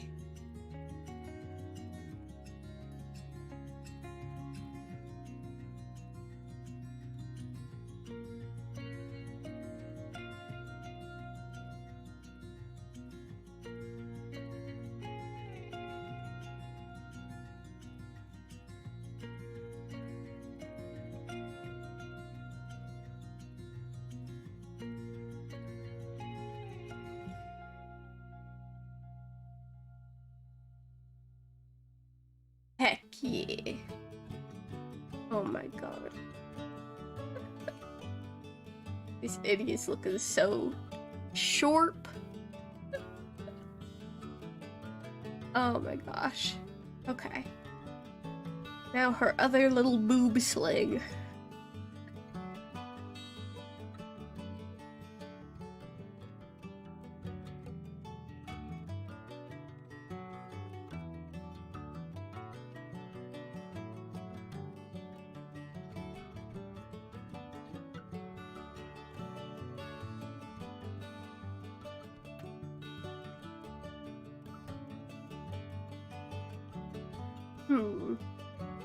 Okay.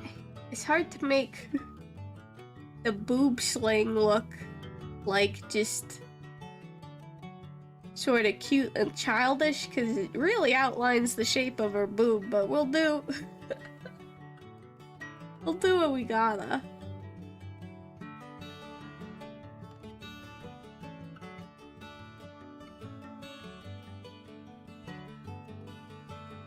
That's actually not bad.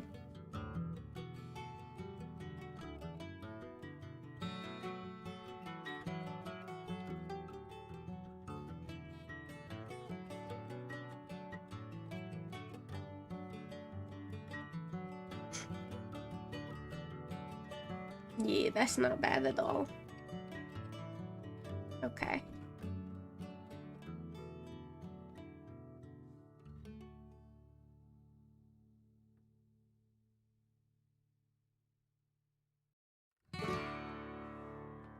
I think I actually don't like that in there, so I'm going to erase that and do it again because Clothes don't work like that.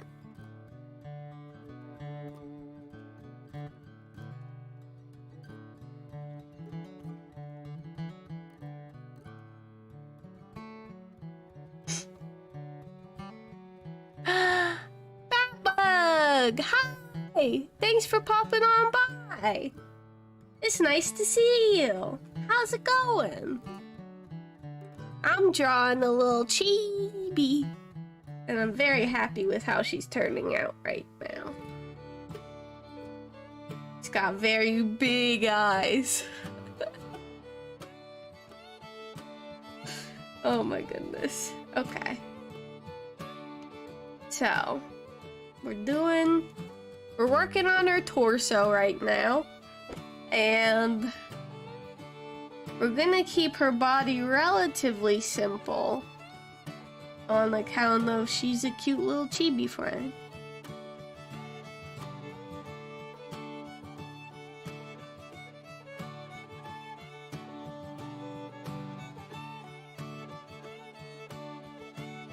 Okay, and I think doing it like this will end up better, but we're about to find out.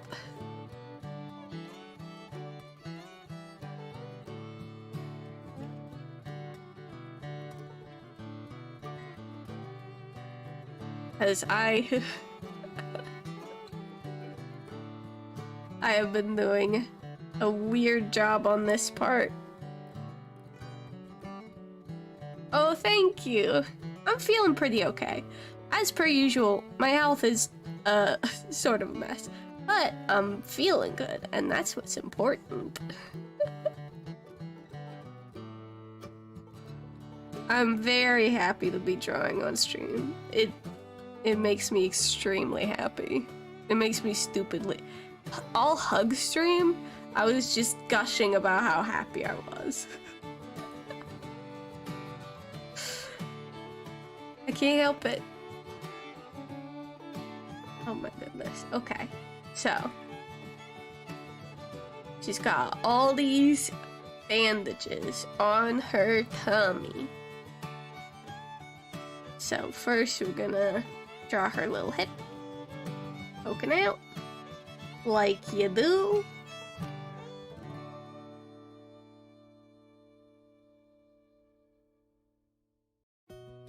Oh, that made her weirdly tubby.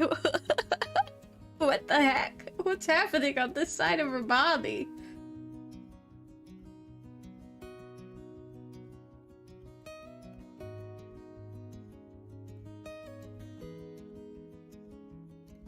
I might need to redo that boob area. What's happening? Okay. Trial and error is an important part of the artistic process.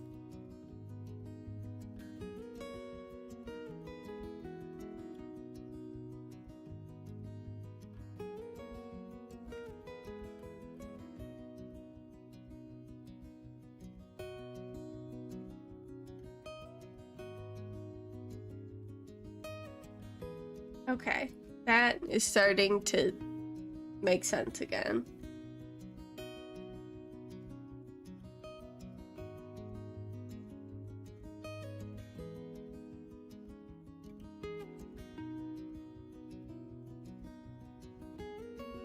Still protrudes out quite a bit, so let's sork it in a bit and see how that does.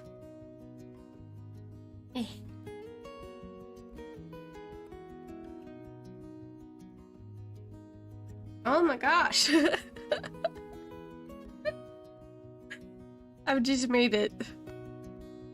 She's too voluptuous. Tuck it back in.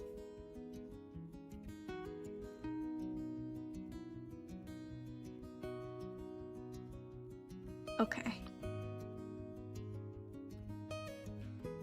Like this. There we go. I think that'll look right once we take away the sketch now. Let's see.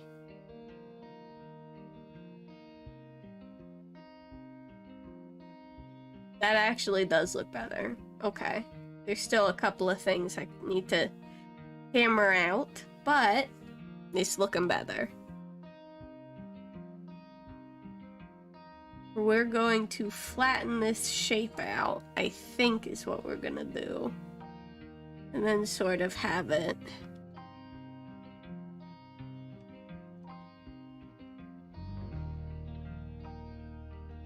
curve around like this. See how that looks. Okay, yeah. This is making sense again. To me. Anyway.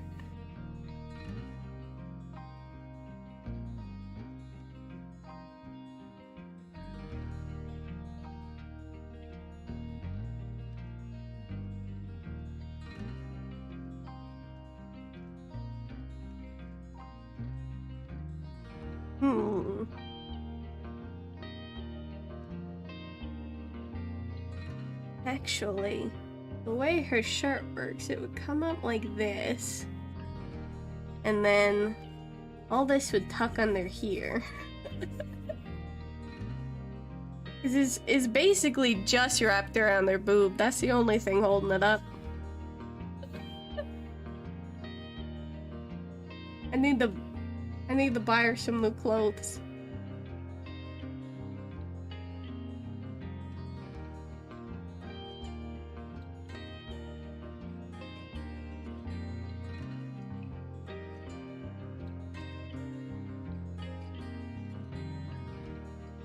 Okay, there we go. We're getting it.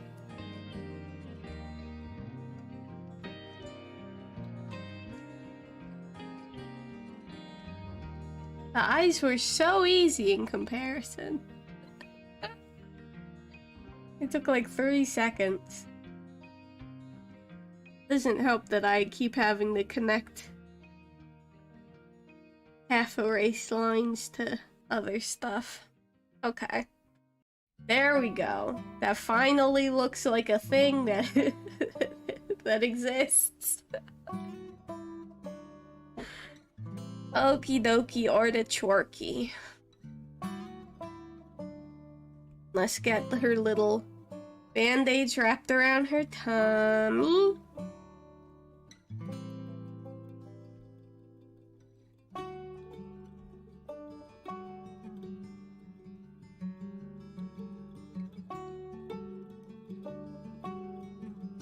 For some reason, I separated out one of the band-aids on her tummy in main rock. I was like, yeah, this makes sense. I separate this one out and then I can, you know, model it differently. And it's like, why did you do this? This didn't need to be done. Why did you separate this out? This doesn't make any sense. You know, I was trying a lot of things with Rock. Like I said, she used to have like a whole dynamic outline system, basically, where no matter how she moved, it would look like she had like a thick black outline. But,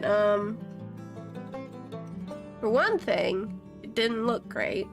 And for another thing, boy, LIVE2D really does not like it when you take a model that's already got way too many parts and just throw even more parts on top of it. You know?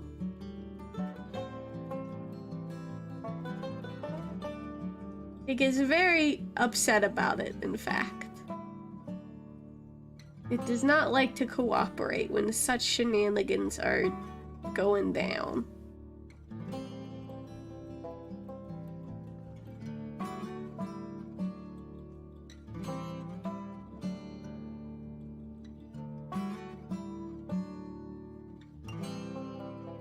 Okay. She's got little rippy-doos in her bandages and in her dress. I believe, actually. Yeah. that the dress goes over these bandages.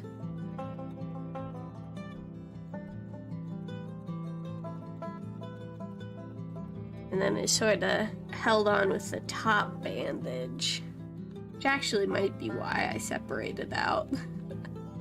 I'm sorry, Past Daisy. I didn't mean to be so judgmental.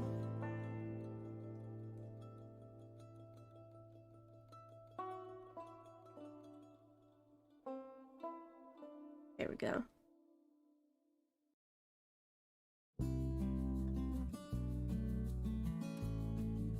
Let me see. Okay, I see. So then like this part comes out, hugs her hip.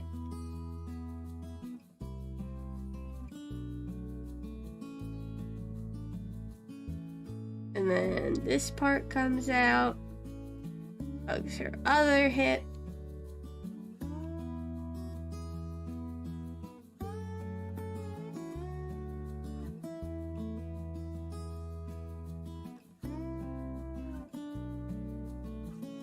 And then all this can go away.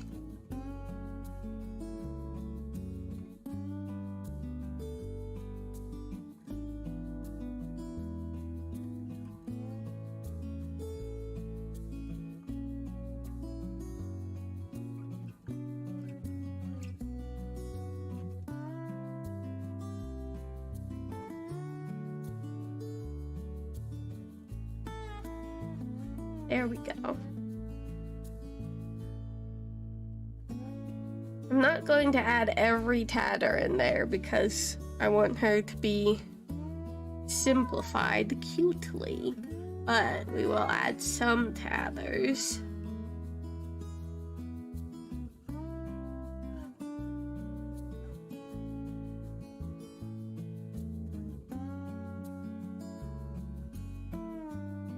Just to emphasize the point that this girl needs new clothes.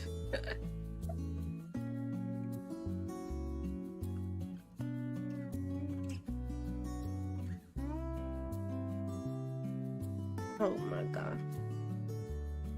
I'm very pleased. I'm very pleased with how this is turning out. Okay, now we gotta add her chest scars. Her little claw marks.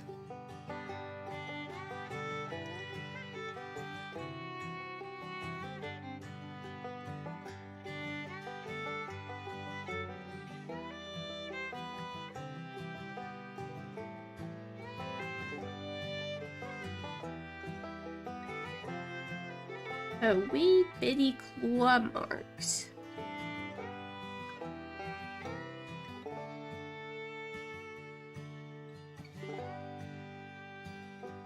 Oops. That one separated into 2 scars, which makes sense because animal claws tear and stutter when they form scars.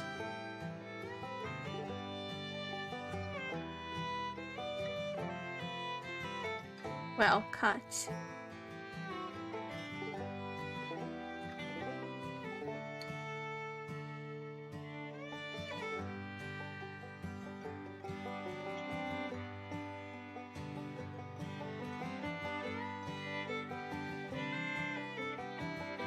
Oh my gosh. Her little scars are very cute. Okay.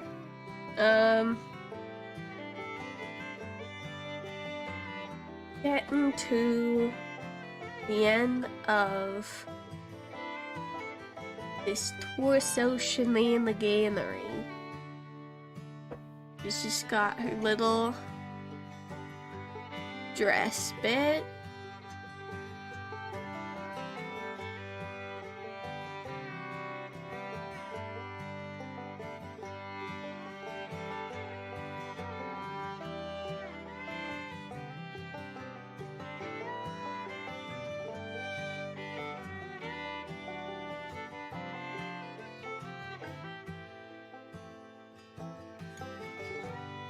And now some holes.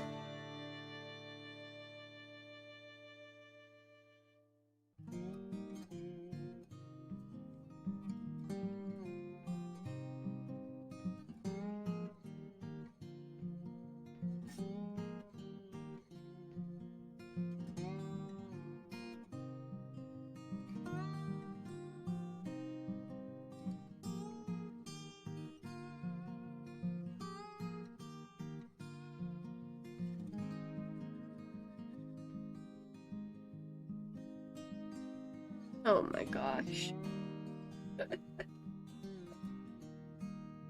I'm very happy with how her torso's turning out.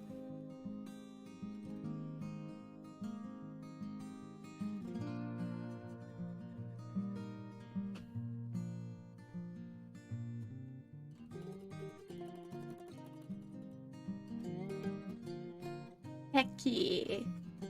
I think just a couple more holes in the bottom ought to do it.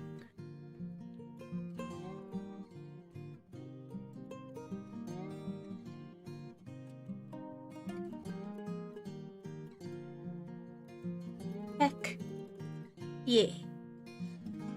Okay.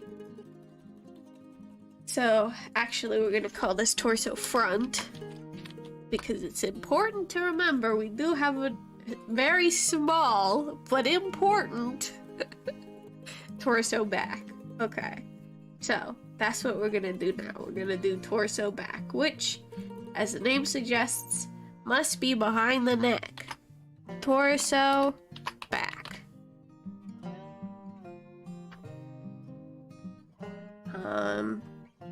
And we're going to pull up the sketch again, and then essentially what we're gonna do is we're gonna connect these behind the neck, and then continue any wrinkles we might need to continue in order to make it look three-dimensional.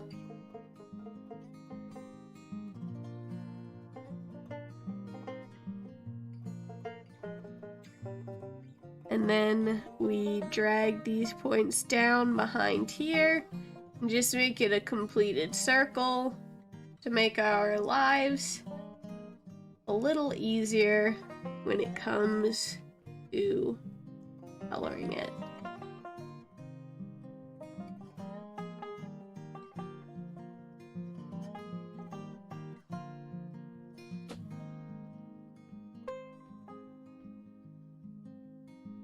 Okay.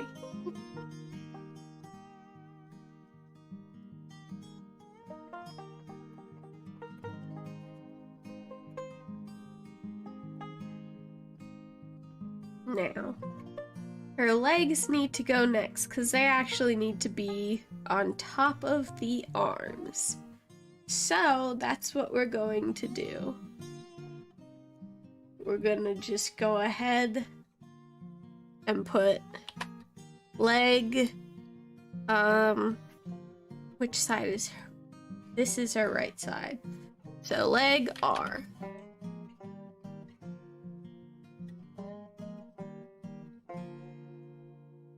And now we'll just draw in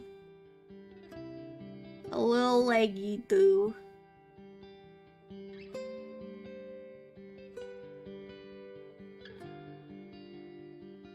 Make sure it goes high enough up there that no matter how rambunctious her skirt gets, it doesn't reveal that her legs are just stubs.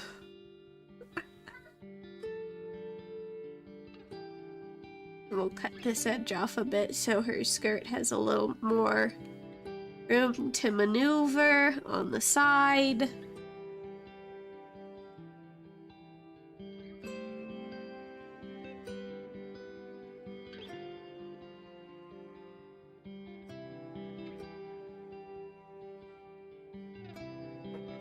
And now, her little toots.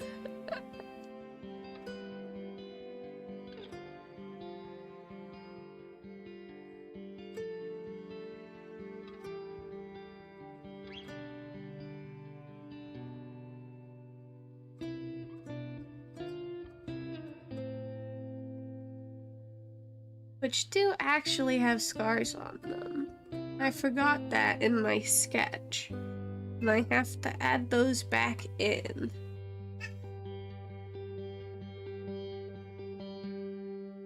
Oh my gosh, her little toots.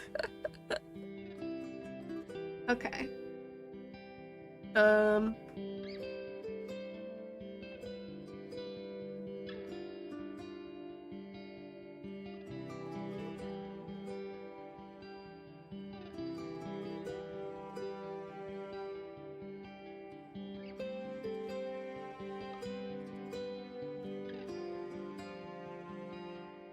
That's not gonna have her toots on it. Here we go. Foot shot. You're welcome. Okay. That's right. One that sort of curves down the side of her foot, and then one that sort of climbs up her little ankle.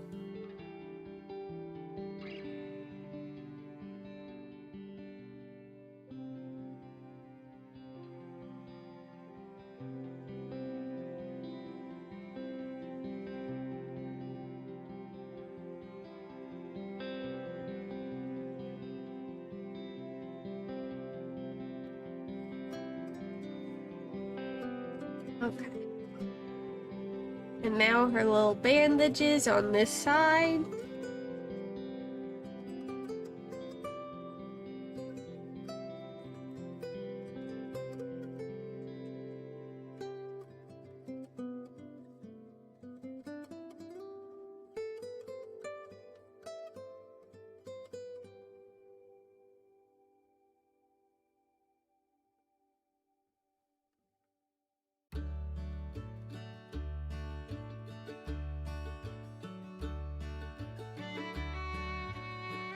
And now we can just complete these lines. We don't even have to worry about going through the tatters, because this is completely behind them.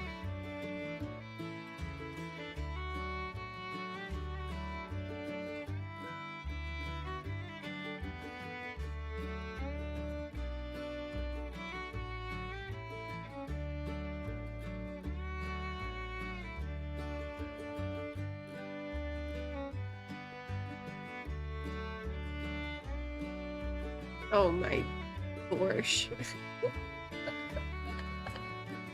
I love her stupid little foot. Very good.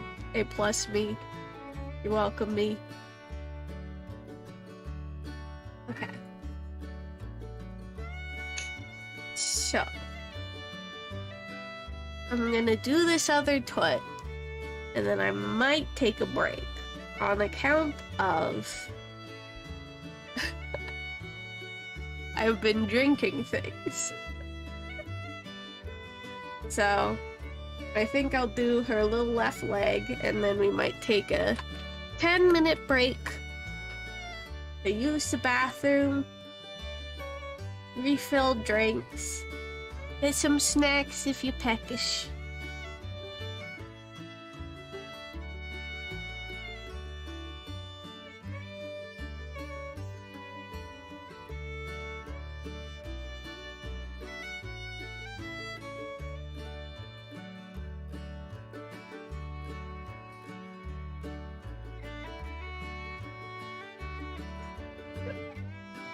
It's so fat. Oh my gosh. But it's so cute that way. Okay, we're keeping that.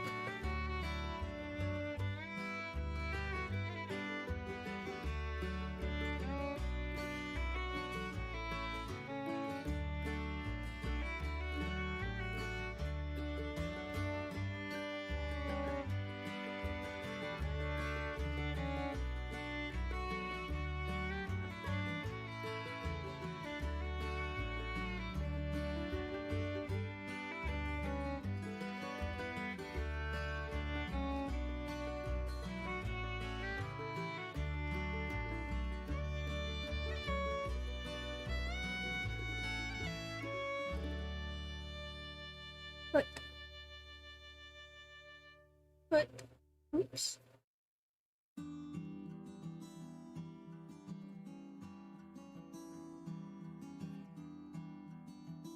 Okay. And her little scar on her knee.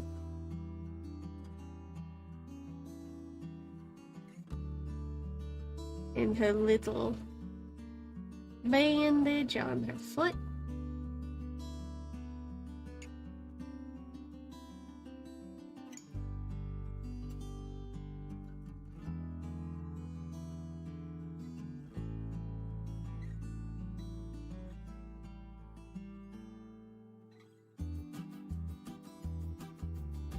And then we just shoinkus. Shoinkus.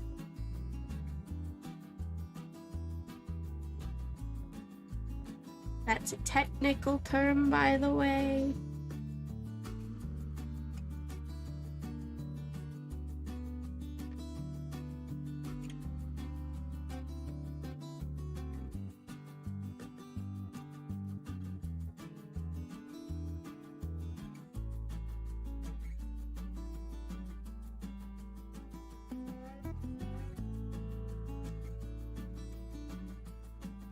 Okay.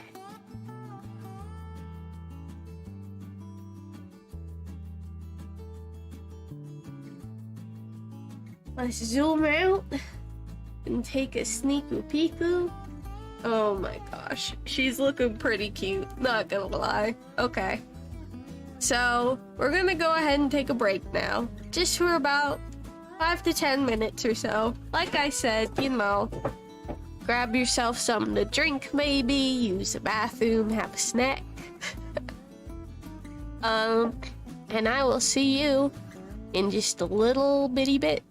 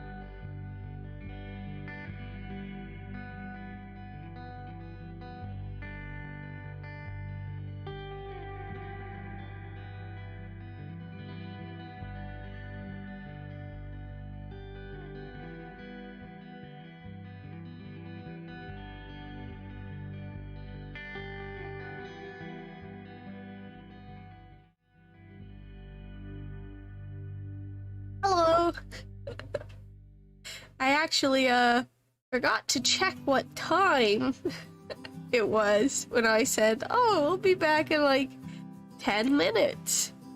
So, I suspected something closer to 5. But, who knows? Okay. So, we have got our little toots all ready. And what we need now is her arms and her hair. Her hair is gonna be probably the most complicated bit, but luckily it's not hard work, it's just tedious work, right? So we're gonna do her arms first, and then her hair last, probably her bangs, and then her hair, like her the back of her head, you know? Let's see, this will be arm R. And now let's get to it.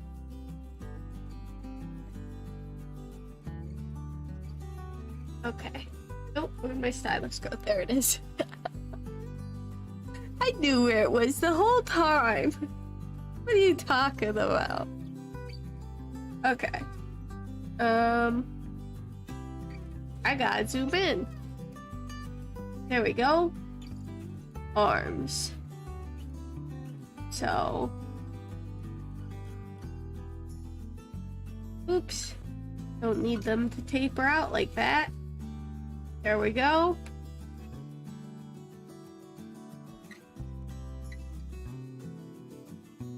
And although I do have the same pen size on for the whole thing, there is still some line variation simply because the pen has pressure sensitivity on it, right? Depending on just like the look you like, you might do something different, you know? Actually do things that are a different line width.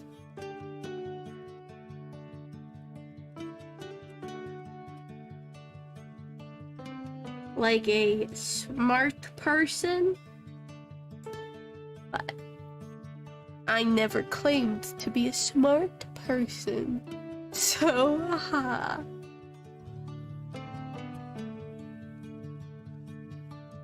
Get a little bear paws.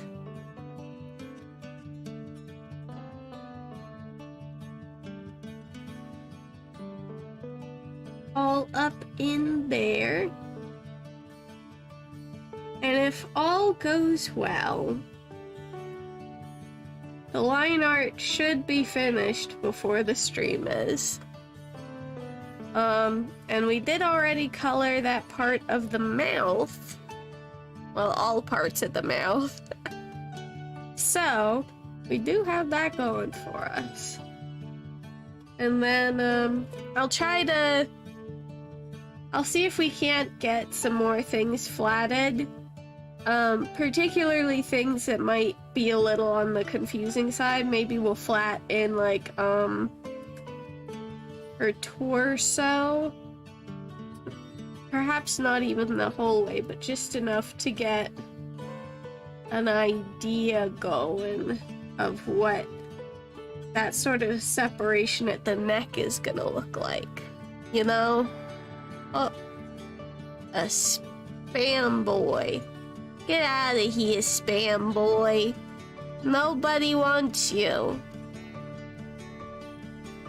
Okay.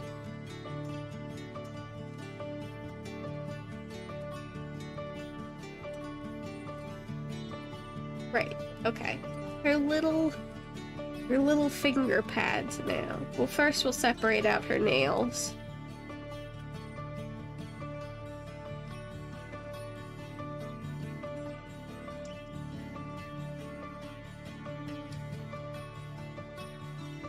Oops.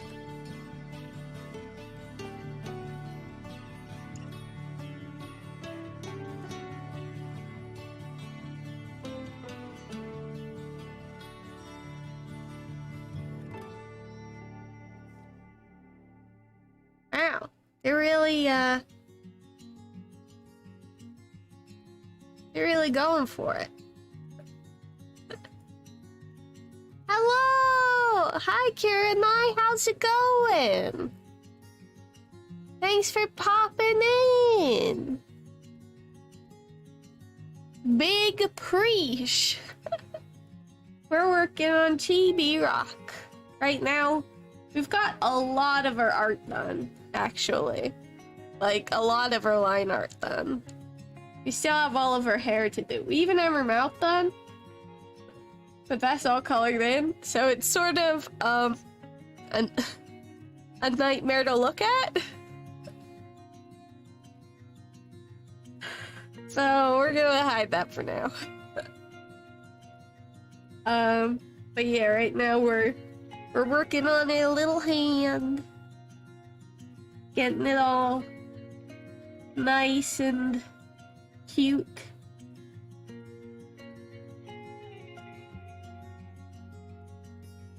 Oops.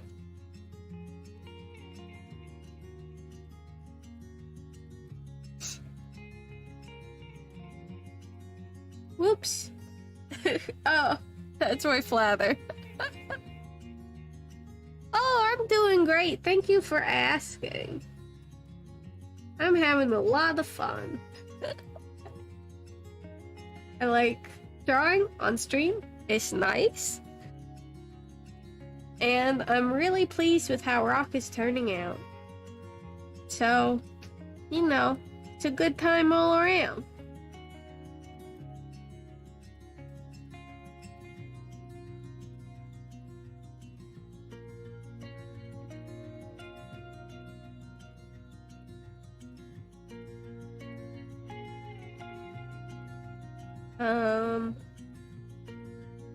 She actually has a delineation. That's definitely nightmare inducing. Oh yeah, the mouth. It's, look. You wanna be a beautiful anime girl on the internet? You gotta draw some mouthy mouth gummy works, and they're gonna be horrifying. But you gotta do it. Otherwise, how's your rig gonna talk? Huh? Oh my goodness. Yeah. There have been some real horror show mouths I've had to do.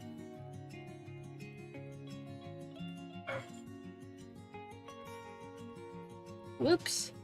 I messed that up.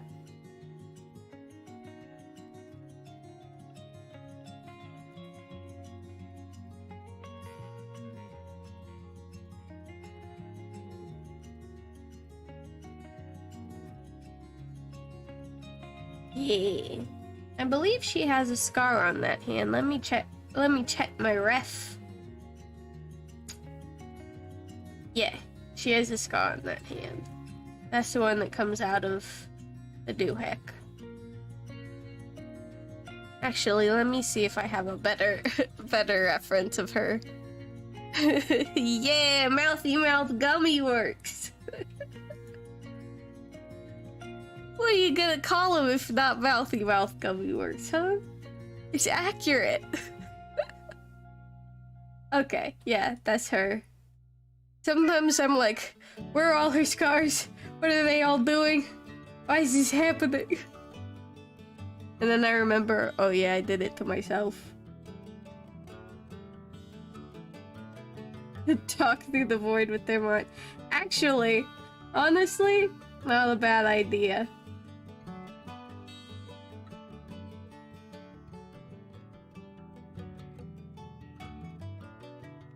I actually did do a rig that was a ghost.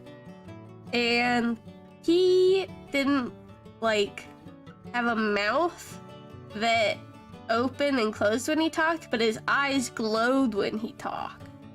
So they'd get brighter when his mouth was open. And I thought that was cool.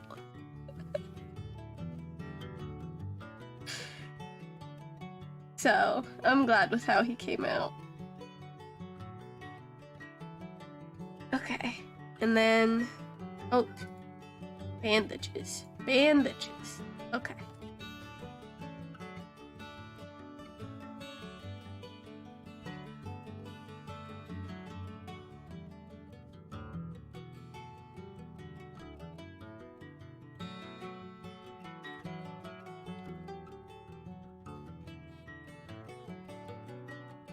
Whoops.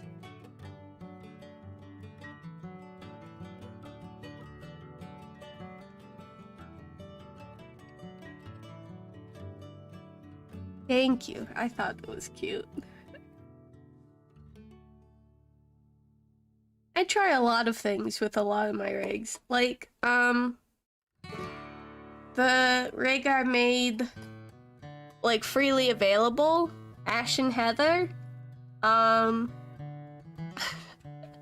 she's like a skeletal witch lady, Heather, and then there's, like, Ash, her cat, where it vibrates to talk like a little leaf. Oh my god, that would be so cute.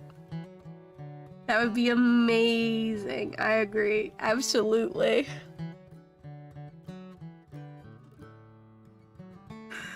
I would so be like...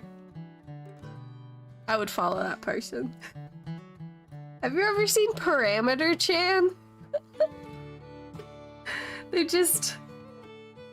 a set of parameters from VTube Studio that, as the parameters happen, it, like, slides those to... It's crazy. It's bonkers. I love it.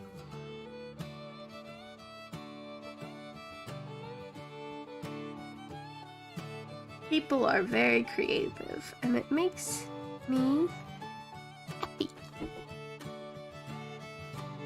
Milo, how did you get in here?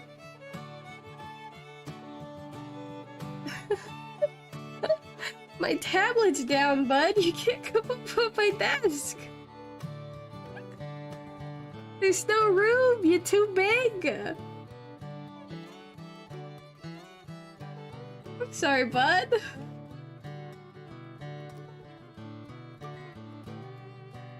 Oh my goodness. He's very cross with me. Michael, you can't come up, bud. It's impossible.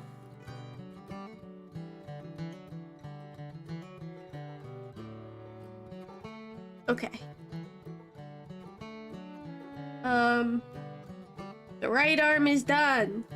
Oh my gosh, it's very cute. It looks like time to slap up old Google. Yeah, I think it's called Parameter Chan. My brain could be bad. Always remember this. Well, he managed to jump up on the desk. Milo, please. Please. Oh no. Come on, bud. Down.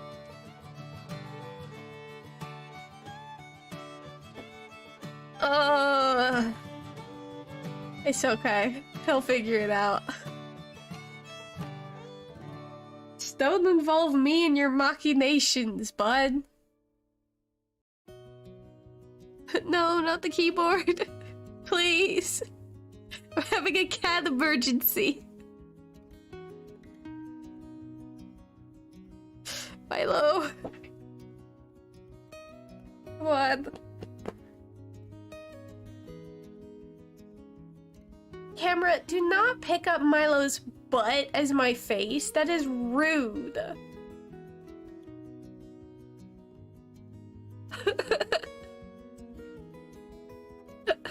Oh no, someone subscribe to my channel right as Milo the butt, the face butt put his butt right in front of my camera. Oh my god. Okay, well, I'm going to continue to draw, but you won't be able to see me move and talk because he's hogging up the webcam. Oh, Milo. You do enjoy your shenaniganery. I also can't reach my keyboard, so I guess I'm not naming this layer yet. Oh my gosh, Milo. Why you do this, huh? Why are you being such a bad lad? Huh? What's up with you? Are you lonely? Are you lonely, Milo?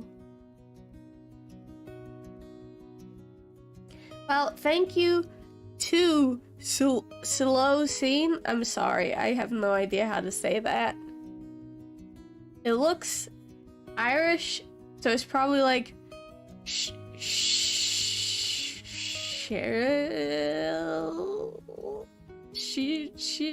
never mind.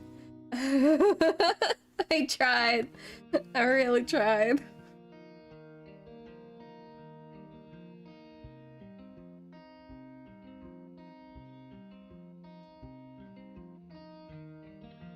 Emergency being not enough pets. Also, Google says there's only Earth-chan and lol cat, but preferred detection. Yep. That's a special setting in VTube Studio. You can set it to where it'll detect human faces, but above it in priority it'll detect little cat booties. That way, in case your cat ever walks across your desk or sits in front of your webcam like he's doing now, it picks up the most important part. There he goes again. Milo, please. Please, Milo. Don't do this to me. Now you're in front of the tablet. And the webcam is free. Okay, there he goes. Crisis averted.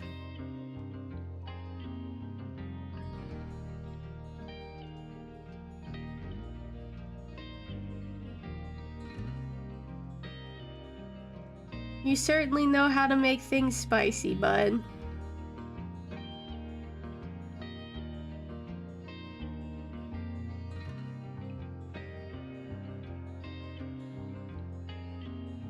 Whoops.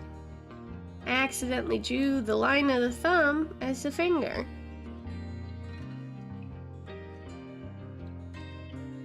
Or the line of the finger as the thumb. Hey, oh, thank you, Milo. I'll see you later.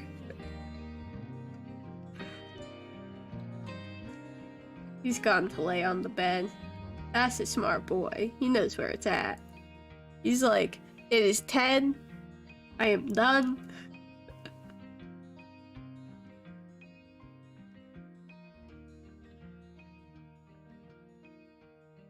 Oops.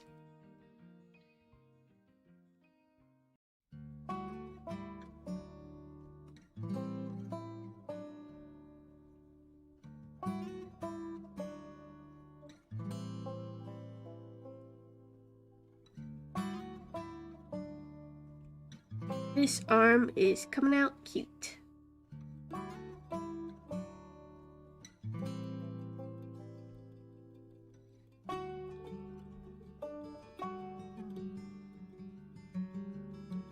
Okay. Little claws.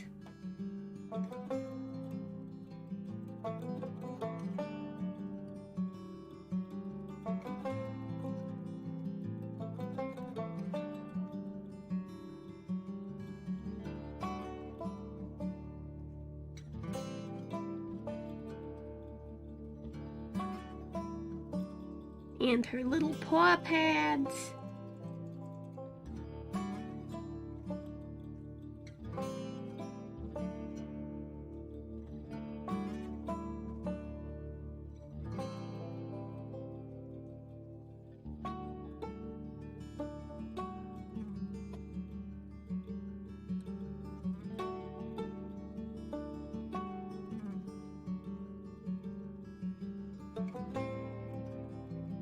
Oops.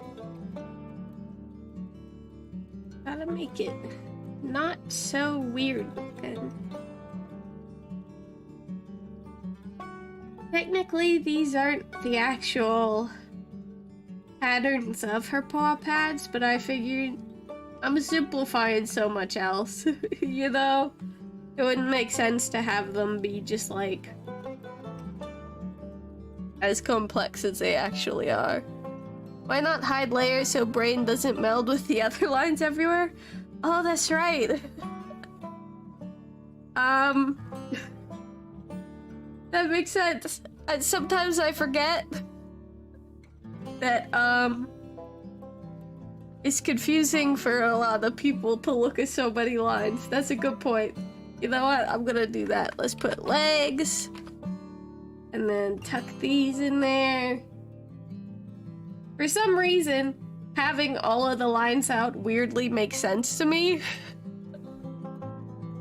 I don't know. But, it's just one of those things where I don't really think about it much. Torso. And then tuck all these in there. And then hide them. And then we're gonna make a head folder that all these are gonna go into. Head. And then tuck all the head parts in there. And hide that. There. Much better. Is that better to look at? Is that okay?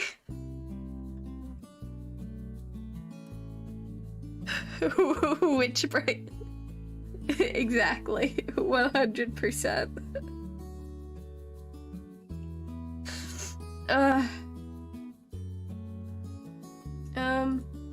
That's right. I can name this layer now. Yeah, for some reason it's just like, yeah, these lines being here, that makes sense to me. That's probably why doing it this way doesn't feel weird or foreign.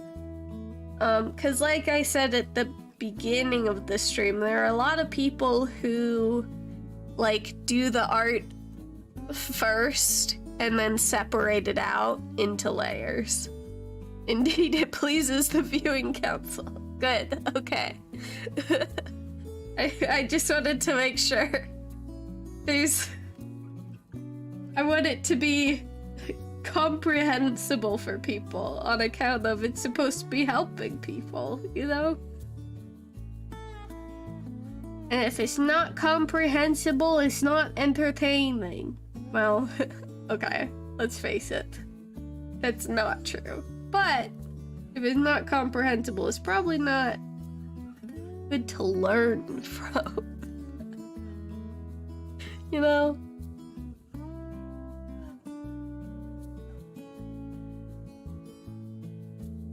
And I would like for people to learn something from it, because I like people and I want them to succeed.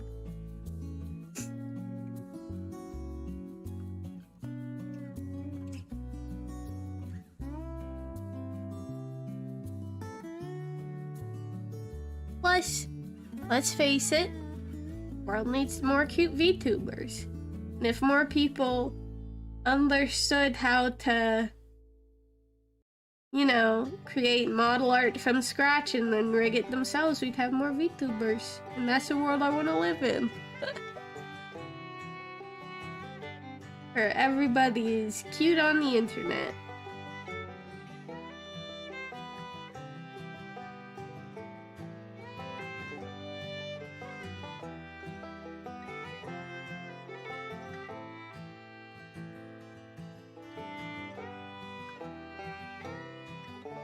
Yeah.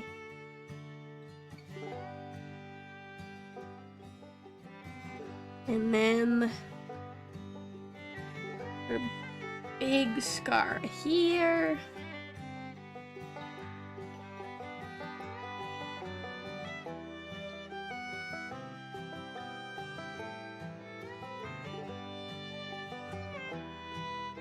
And then a small scar here.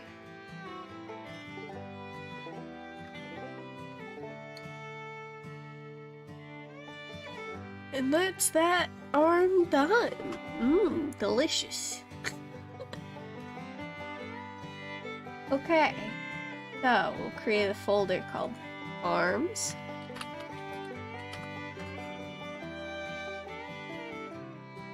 Pop these in there. And just to see what it looks like, we're gonna look. Okay. Yeah, I can sort of see how this might be confusing. Sorry about that. Okay. But now we're gonna move on to the hair. We'll go ahead and turn all this stuff off. The hair is going to be in the head folder that we've made. I shall remain as long as I can. My day of Animal Crossing has made me sleepy. And lined up. That's fine. Thank you for coming. If you fall asleep during stream, I would be honored.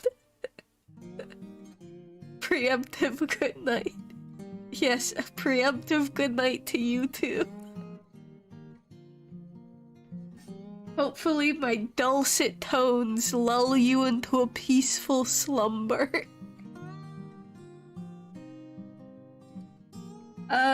Okay. So, we are going to do the bangs now. So, I think the bangs I'm going to split into two main chunks. Basically just left and right, you know?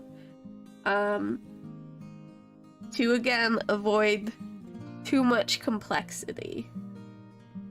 So I think this side, which is technically the left for our purposes, we're gonna do first so that it's under this other bit. I think that sounds good. That's a bit of the reason I'm fading the tones. Yeah. the jingle jangly guitars. And my lovely soothing voice. Oh my goodness. And my horrible sniffles. Okay. So this is bangs R. No, bangs L. Technically everything in LIVE2D sort of follows left being the model's left and right being the model's right. So that's why I'm labeling them like that, because in instances of left and right in Clip Studio, not Clip Studio, LIVE2D, that's what they do. So basically it's just another thing to like make sure, you know, sorry, I'm reporting another bot, to make sure that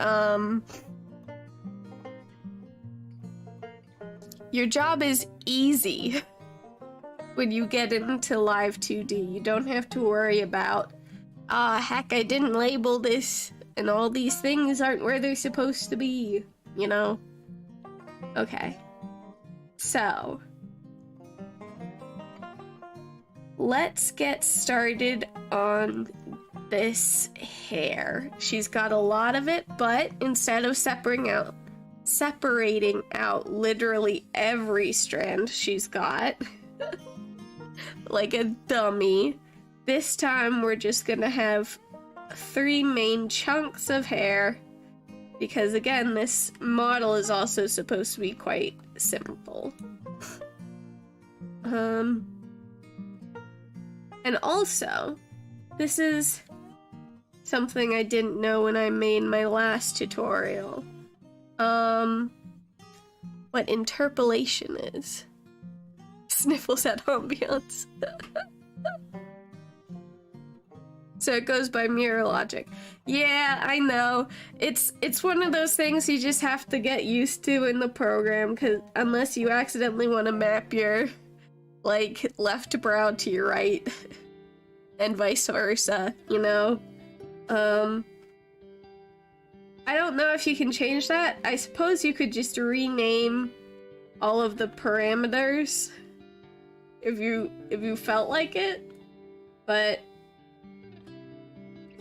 it's sort of one of those things where it's like, I could just learn to live with this. You know? But yeah, interpolation. It's, okay, I can actually draw this out as a demonstration. So, let me lock this and do it on a new layer. So, in Live2D, usually when you want to move something, you can move it up and down and left and right, right? And then and these are two different parameters, right? So up and down is one parameter and left and right is another. And what you can do is something called synthesize corners, in which the program is like, okay, so if the tracking, so for example, an eyeball, right? You can have it look up, you can have it look down, you can have it look left, you can have it look right. But the human eye looks in more directions than that. It also looks diagonally in every angle in between, right? So you select both of these parameters and hit synthesize corners, and that gets you these diagonal positions as well, right? The problem is that when it does stuff like that, it doesn't make it terribly smooth. So like partway between up, down, left, and right will sort of make this triangle. Not triangle, diamond. So the eye will move all within this diamond, but it'll move on this axis of the diamond. So it's not moving in like a round shape, it's moving in this diamond shape. So with this thing called interpolation, what the program does is it tries to round it out as smooth as possible. So then you have a bunch of different eyeball parameter things all around here like this, right? And it makes it so like, obviously your eyeballs look around well, but also if you're adding physics to your hair and you draw one keyform over here and one keyform over here, and then this is the neutral position, it'll go in a straight line to each of those positions. But using interpolation, it uses curved lines so that the hair moves more naturally along it. If that makes sense. And because it's so complicated, it adds a lot of load, like a lot of computing power to your model. So using it for eyeballs is good. And using it for physics, oh my god, it makes your physics look so good, so natural, not stiff at all. The problem therein lies that the more things you use it for, the more your computer's gonna hate it. So one of the, oh man, +1 knowledge today. It definitely makes sense. Thank you. Thank goodness. But, so the reason why we are splitting the hair into so few parts is partially to have less art meshes, and partially so that we can have some nice, delicious interpolation on these physics and not have our computers want to murder us. So I'm glad that was understandable. I'm glad that made at least a modicum of sense. So, you know, understanding how Live2D works is going to help you understand how to, like, separate out your models. So, like I've said, I've said it a million times at this point, play around with the free version of Live2D before you go anywhere near your free trial or paid version. And just go to town making as many models as humanly possible, and then, when you feel confident and comfortable with the program, do your free trial, and try some bonkers stuff. Just go ham. That's Daisy's big takeaway advice for every LIVE2D stream.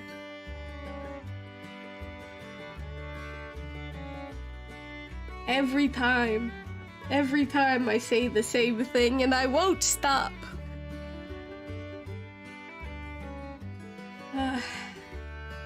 I love that it has a free version that you can just use in perpetuity.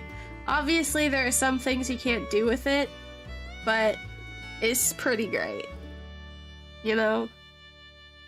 And honestly, there are a lot of people who use like inverted masks for things. But I don't tend to. Inverted mask, it's the opposite of a mask. A mask makes sure that something only appears in the boundaries of the object you have bound it to. So if I bind like this iris to the face, if I scooch it out of the boundaries of the face, it won't show up anymore. An inverted mask is the same but opposite. So if I were to do an inverted mask for the eye, it would show up out here but not in the face, right? And you can use masks in the free version, but you can't use inverted masks. But honestly, I've tried using inverted masks, and for the most part, they're not terribly, in my experience, they've not been terribly useful. Let's say that. In my experience, I have not found them something that I need to include in my models. It's nice if you want to do the thing where, like, the line of the neck, like the line of the chin, disappears when the neck is looking up or down, when the head is looking up or down. But the way I shade and I do my shadows, it doesn't look nice when I do that sort of stuff. So I just leave it off. It's good if you do cell shading, but I don't really do cell shading. You know, I have very weird, shady, patchy shading. Hi, Voldaris! I'm going great. I'm just, you know, even if you didn't show up and you were like, "Aw, I saw that you had a stream, sorry I couldn't come," I even wouldn't accept your apology then. The fact that you were, like, even thinking about coming is great. But I do appreciate you actually being here. Thank you. I'm very glad. We are working on Rock's little chibi model. Sorry, I'm applying some chapstick. It's so dry here. I'm like turning into a husk. Oh my goodness. I'm really glad to see you. Thanks for popping in. Right now, we've actually done a lot of progress. We've got most of her aligned. We're just working on the hair now. And I'm turning off all these lines because it hurts people's brains to see all of them up. So yes, thank you. I'm working on the bangs. The right side of the bangs. We're only splitting the hair into 3 parts to keep things more simple. I need to zoom in more. What am I doing? Okay. Here we go.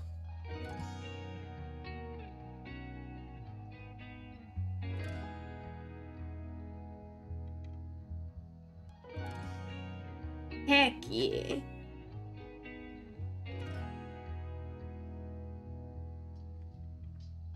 Oh my gosh, it's so fluffy. It's just so very fluffy. Okay. I'm happy with how fluffy her hair is.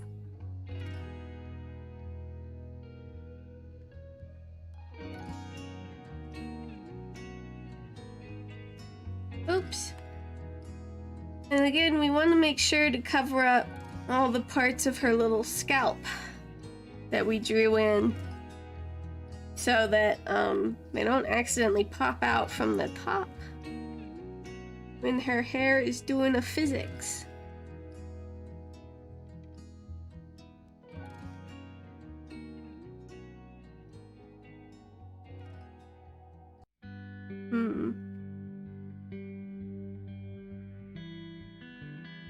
The question is, do I want the leaf to be part of her hair? Because I got some nice leaf physics I'm pretty proud of in Rock's hair. But...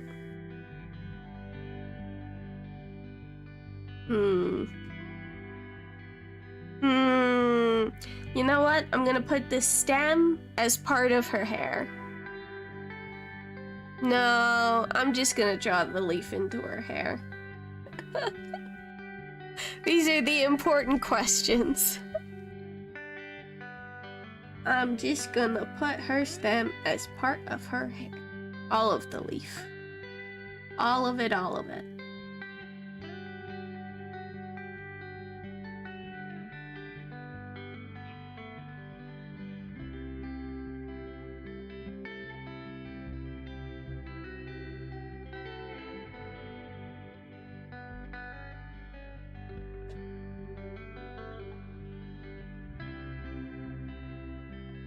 Well, I'm glad it's going good. CHIBI Rock is very cute. Normal Rock is very cute too. I love the model ever since the first PSO stream. Oh, thank you. I really appreciate that. Oh man. Oh, the PSO streams, huh? What a... What a bonanza of shenaniganery. Man, have you seen the most recent one? Oh my gosh, I'm really proud of the squad. You did so good. Oh, thank you. I'm really glad. I'm glad people like Rock so much because I like her so much.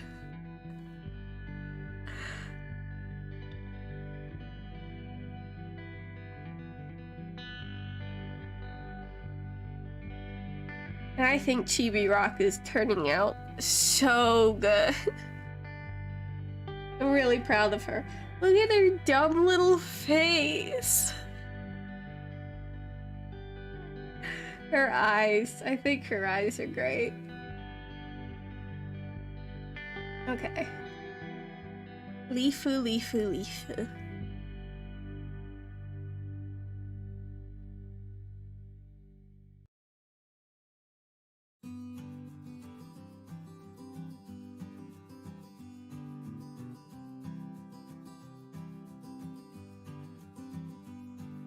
Whoopsie doodles.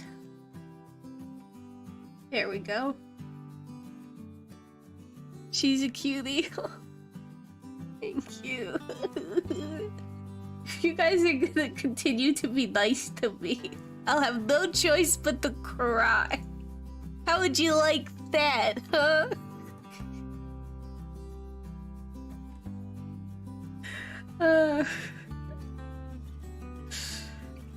Don't make me threaten you with a cheerful time. I'll do it.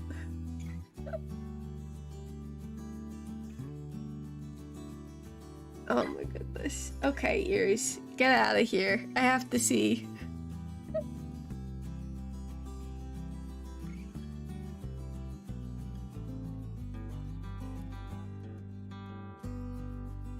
I'm still catching up on the most recent adventure. I had some dental work last week. Oh, I'm sorry to hear. Well, I hope it took care of your problem, but also the kind of pain you get from dental work is incomparable. I'm sorry to hear that. I hope your recovery is speedy and as painless as possible. You deserve it. And I hope you're eating as much ice cream as humanly possible. That is the one benefit of being sick because of dental work. Is all the ice cream you can physically stuff in your human body. Oh. Well, thank you. Thank you extra for coming then, cause... You know...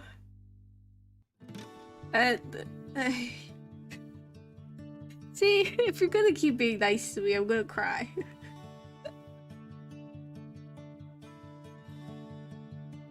Oh my goodness. Heck, heck, heck.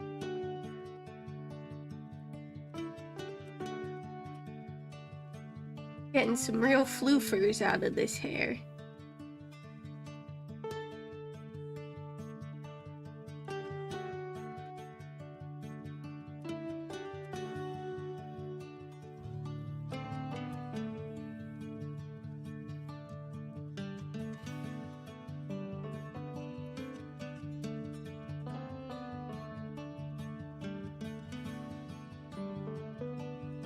Oh my goodness gracious. I think putting the leaf as part of the hair is a good idea. I hope it's a good idea. Okay. Actually, I think this is part of the bangs, but this is part of the back of the head. So what I'm going to do is actually complete this little lock that I have made, pleated in front here. Oops, that's a tangent. Try to avoid tangents when possible, though it's quite difficult when it comes to LIVE2D art, because it's basically always going to be in motion. So sometimes things you thought were fine are like, oh, that didn't turn out alright. And that's just part of the trial and error you gotta do.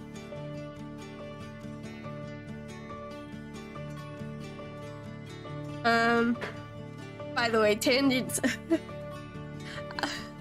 tangents are when say like you've got a character and they're like standing here, right? And you want to draw a window behind them, but then like also for some reason it lines up exactly where with like the line of the arm, so then it becomes unclear whether or not it's actually the end of his arm or the start of the window. That's a tangent. It's lines meeting and making optical illusions. So you gotta be careful. In another couple of days, I should be fine. Well, I'm glad. I'm glad. Surgeries are rough. I don't have a good history with surgeries. I am distrustful of them now. Incredibly. So somebody's like, I don't know, I think you need surgery. I'm like, says who? Don't you dare take me to the doctors, I'll bite you.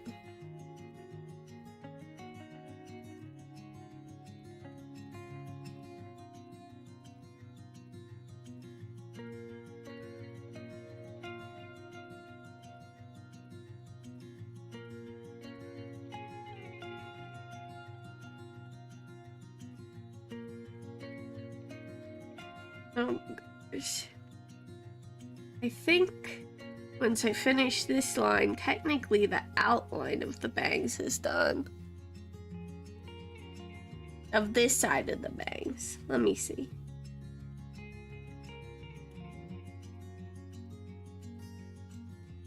Tis indeed. Okay. So, now what we're gonna do is put in all the little hairlines. Like we did with the ears. As you can see, even just from the amount of lines, like layers we have here, already the file is beginning to slow down. And if you work in Clip Studio or a program that's basically not Photoshop, although LIVE2D requires the Photoshop document, wait until the very last second to do it, because it'll slow down the whole process so much if you don't.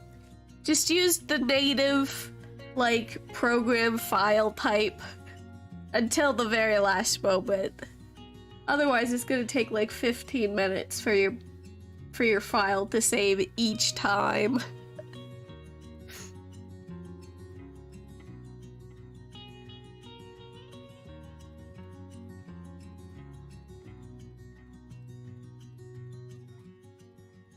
Okie dokie artichoke.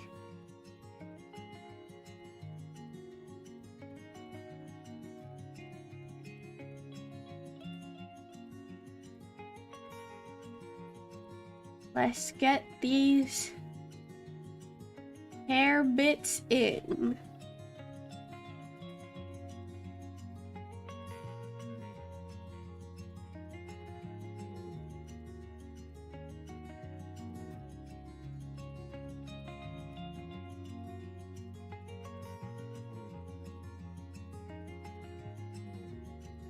Whoops. It's so easy to do. Just draw right through the other line. Okay, I gotta rotate.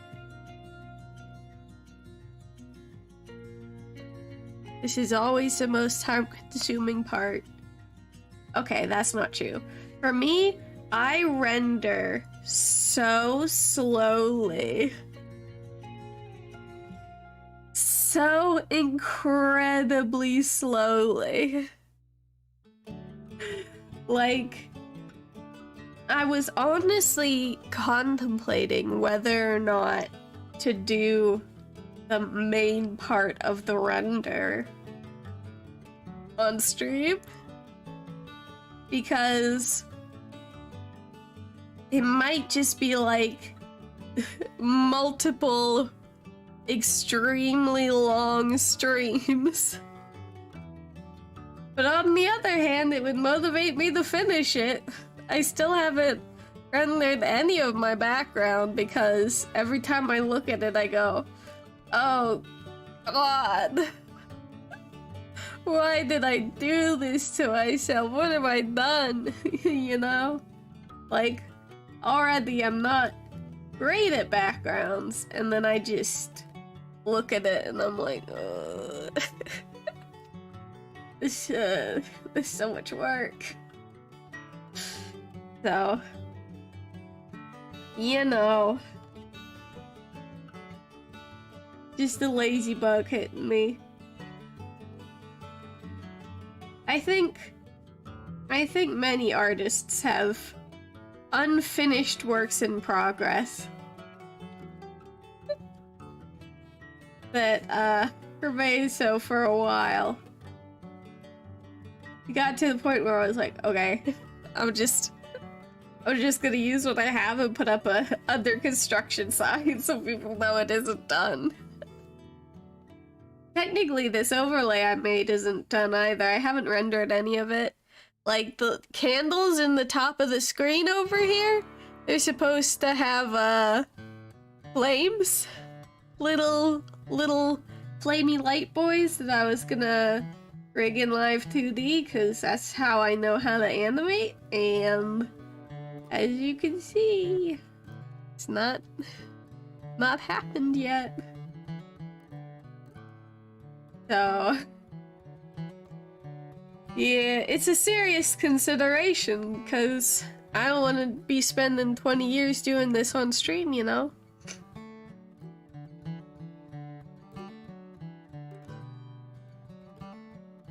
Oh man.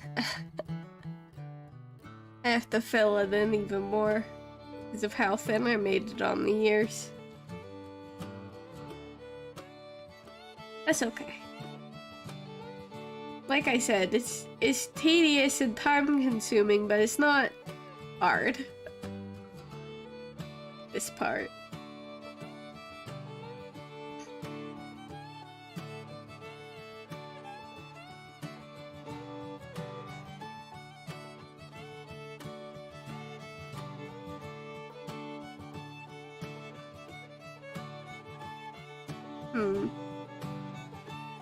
Though I might have accidentally did a lie when I said I'll get all this line art finished before the stream ends. Because I did forget, oh yeah, hairline art takes forever. So, you know, we'll see. We'll do our best and screw the rest.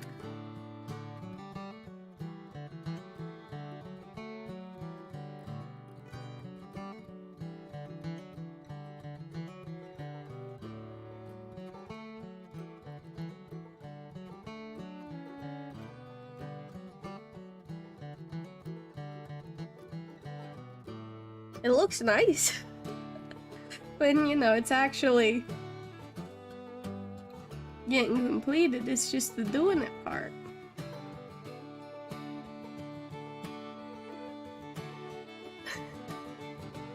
Thank you, Full Bears.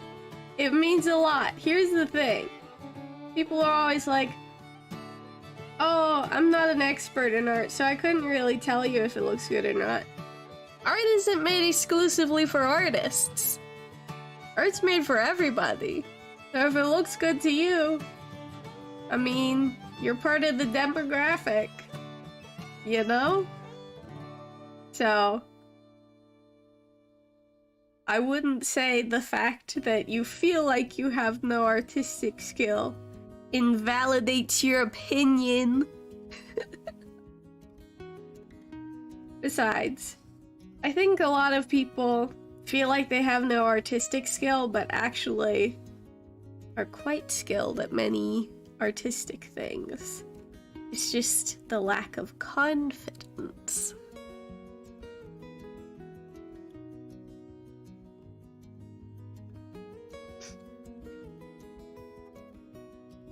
Because art, oh boy, there are so many artistic disciplines you would not believe. Oh my goodness gracious.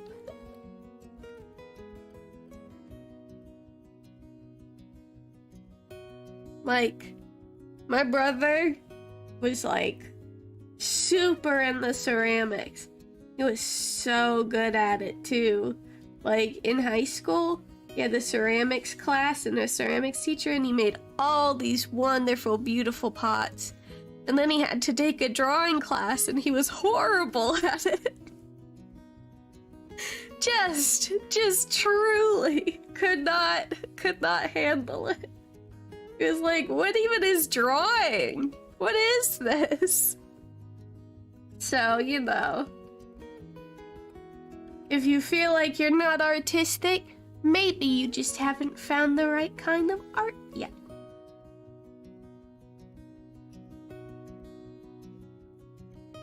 I believe in your potential. I believe in the heart of the cards.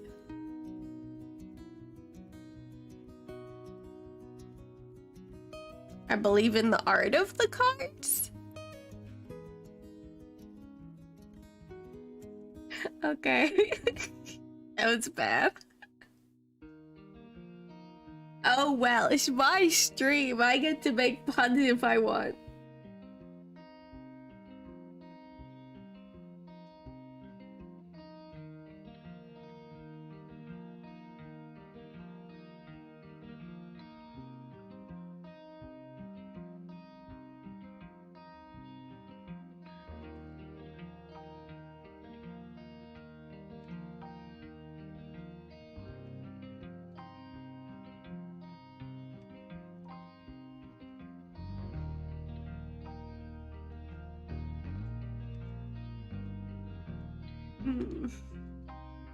I have put myself in a tough corner for this particular stream. Yeah, I understand the confidence thing. I drew some fan art for Thorn! And it took me a good hour to convince myself to upload this because I was worried they wouldn't like it. Oh, that's so cute. Oh my god, are you kidding me? I bet Thorn was so happy. Oh my god. That's so cute. I love that. That's amazing. You're great. You're beautiful. You make me happy. By the way, if you ever draw any art, I'd love to see it. Oh my gosh, are you kidding me?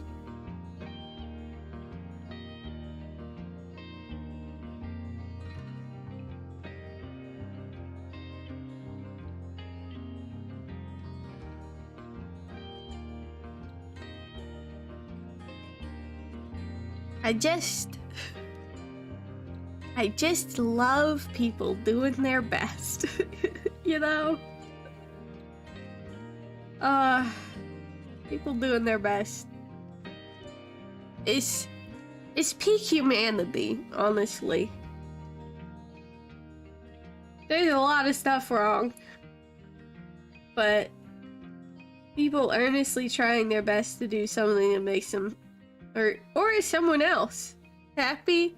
Oh my god. I could huff that shit all day.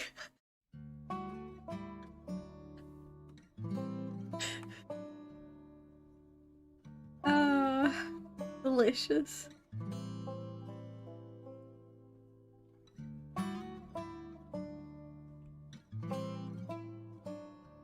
I'm really hacking up this one strand of hair. Come on. Play nice. There we go. Just had to get the angle right. Sometimes it's the angle of the dangle.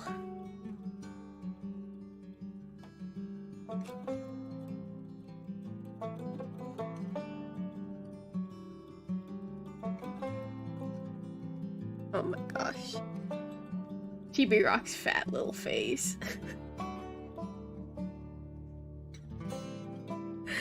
A+. Good job, me. You're welcome, me.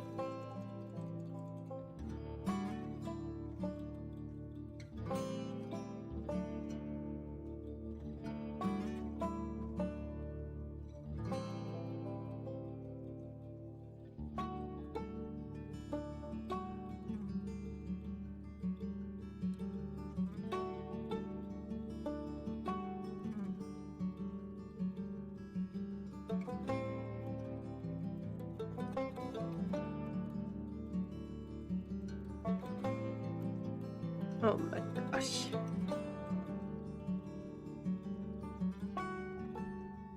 After Hug stream, I got a piece of fan art. I nearly shat my pants. I was so happy.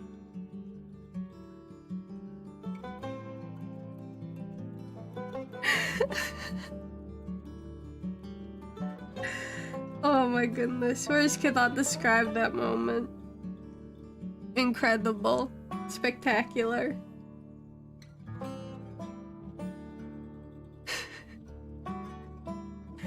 Oh boy.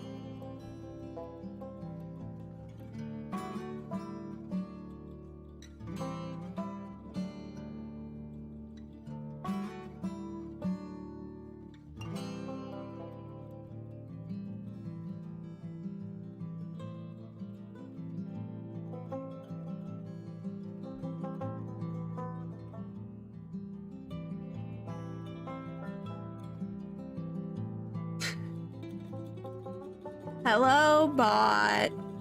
Let me send you off to the nice farm upstate.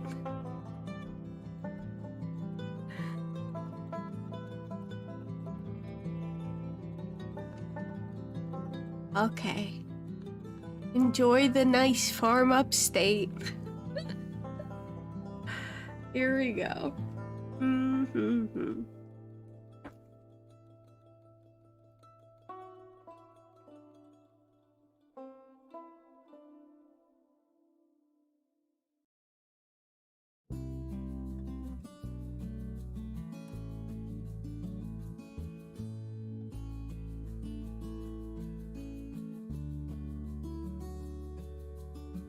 This is gonna be so much easier to rig. Plus, honestly, I have picked up some really cool tips that I'm excited to share with you guys. May I ask what this music is? It's so nice. So, fun fact. You get a free library of music from YouTube. I just picked the most jingly jangly cute old guitars I could find. Honestly, I could probably send you a whole folder of jangly guitar sounds for royalty-free YouTube music. I honestly, I did spend a long time picking out the best ones, so I'm glad you like it.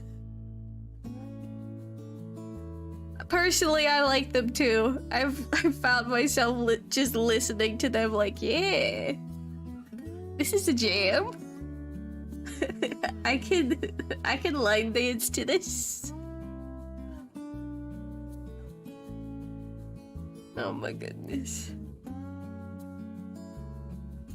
I don't know the name of the specific song that's playing right now, cause yes, please. Okay. I'll upload the folder and share it with you. It's a mood. It's certainly a mood. I was like, yeah, like, I think this is something, you know, nice. I was so trying to find like a mood, you know, just a heckin' mood that people could listen to while I'm being a dummy for the internet. And I tried a bunch of stuff. I was like, maybe some like tavern music or maybe some like Celtic-y stuff, and then I was like, actually I found this like acoustic guitar. And it sounds like I'm just sitting on my porch strumming, and I like it.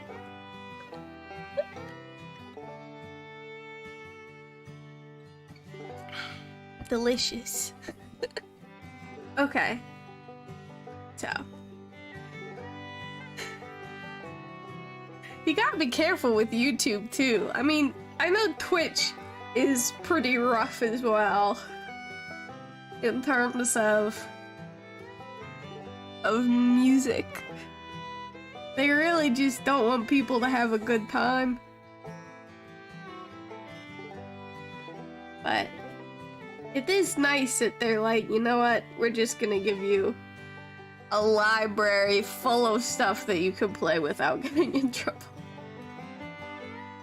And honestly, some of it, real bangers. There's like this group of, I guess they're trumpets that just like have a bunch of real upbeat tootin'. One of your videos starting soon screens had some music that sounded like it was straight out of arcade. Yeah. I do also have one song called Autumn Allure that I actually quite like. Is very violin-y. That might be the one you're thinking of, actually. But do you guys know what Unsplash is? So, like,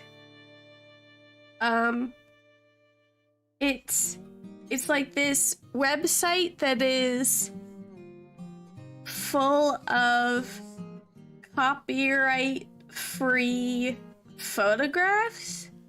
Like, they can be used for any purpose, with or without attribution. The only thing you can't do is No, you can redistribute them. You just can't do it in a, like, database type site the same that you got it from, right? So, photographers post their stuff there. And you can use it for whatever purposes you want. And it's not like, oh, I stole this photograph from an artist and now I'm saying you can use it. No, the artists themselves posted on there, right? So it's a very cool resource for finding like reference for like buildings and stuff, or plants, etc. But somebody was like, I'm gonna make the same thing but for music. And so they only have about 20 songs or so on it right now, but I was like, I googled like royalty-free music and it was there. So I was like, okay, thank you. A big preach.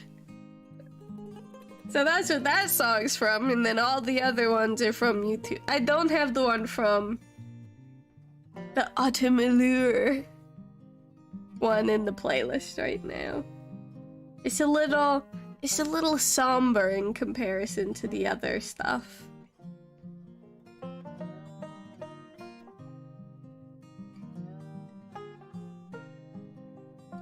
Not that there's anything wrong with somber. It's just sometimes you're in the mood for somber and sometimes you're in the mood for not.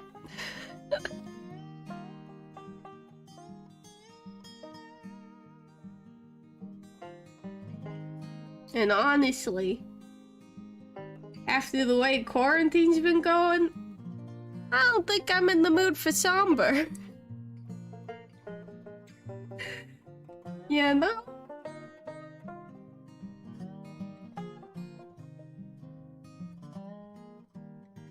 I think everybody can at least see my point on that one.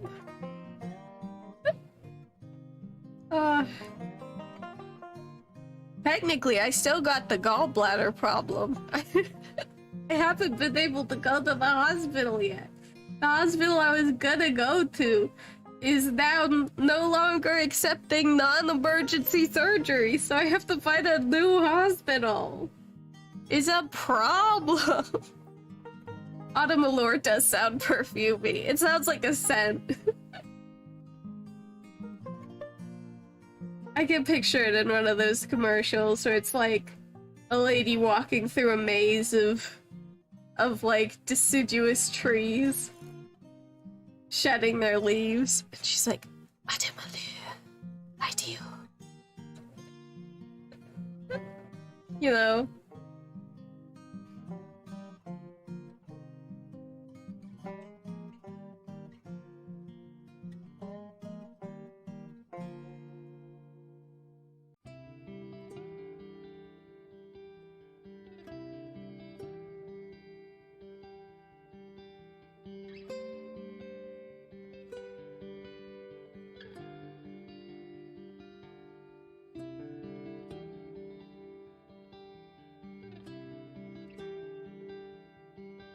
I will say, the good thing is literally anyone with a YouTube account has access to their library of music.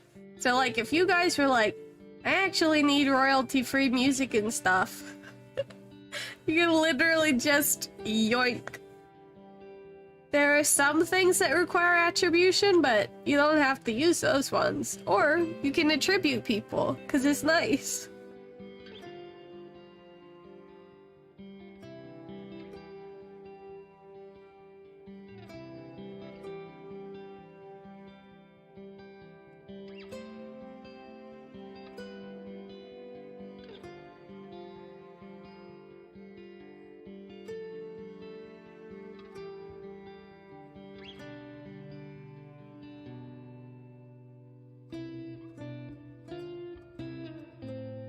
Thank you, Voldaris. I hope so too. Honestly, I've never eaten so much rice and seaweed in my life. Not that I dislike rice and seaweed. It's just, you know. Donuts exist. What am I to do? Yeah, no. It's fine. I'm fine. My mom's feeling good. I'm not dying. The rest of my family's doing okay. So, all things considered, things are pretty good. Now, if it gets infected, that's another story. But it's not infected yet. I like to jam out with my game and my stuff would be muted or taken down. Yeah. It's tough. I think, oh my goodness, I think even like the Game Grumps used a Star Bomb song in one of their videos, and like the Game Grumps are Star Bomb, right? Plus Brian. And somebody DMCA flag, no, it was automatically flagged as containing someone else's copyright, so they were like, this video can't be monetized. And they're like, it's our copyright! What are you doing? Why have you done this? YouTube's whole system is horrible. Oh my goodness. When I was but a wee babu, fresh out of high school, I actually did an animation. It was the first time I animated anything of, like substance. Plus, I don't know if Twitch would approve of some of my song choices. Yeah, there's always that too. I get that. I mean, Twitch is so weird about what they will and won't allow. You can't even say simple. If you say simple, they'll think you're saying simp and ban you. Like, what? Then again, if I say COVID, I'll get a Surgeon General's warning on my video, so... They're both pretty weird.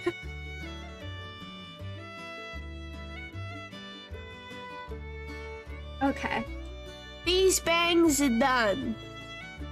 They done, son. So let's take a look.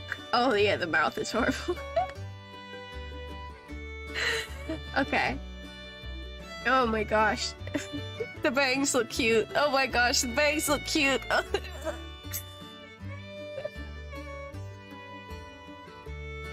Oh my gosh.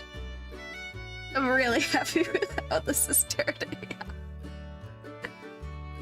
Okay, okay. Stop congratulating yourself, Daisy. Okay. Now we're gonna do the right side of the bangs. Bethesda videos got taken down because they were flagged for having Bethesda content.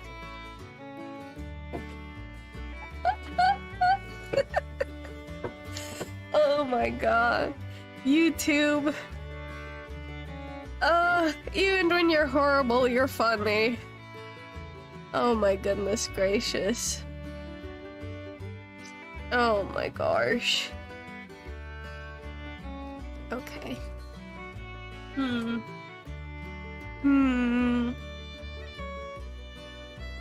I could finish the other side of the bangs, but then I think we might call it a night, and I'll finish the back of the hair off stream. 'Cause the back of the hair is gonna take a long time. 'Cause I'm gonna have to draw each individual strand. So there's just enough hair on the right side of her face, I think. for us to be able to do it in a timely manner. Bangs are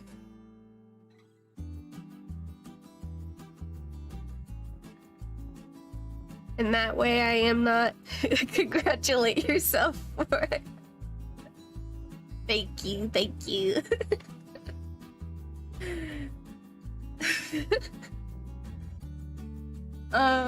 Okay. Bangs.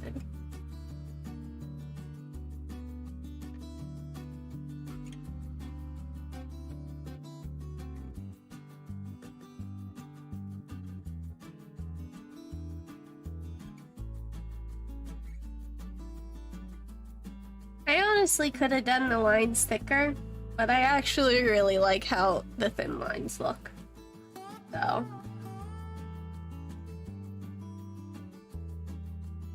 It would have taken less time with thicker lines, but would I have liked it as much? Who knows? Not me.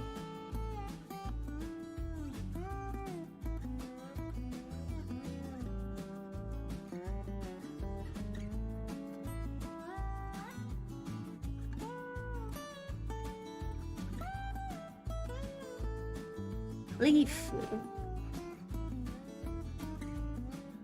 Okay. So let's have this be the frontmost piece of hair, because that's cute.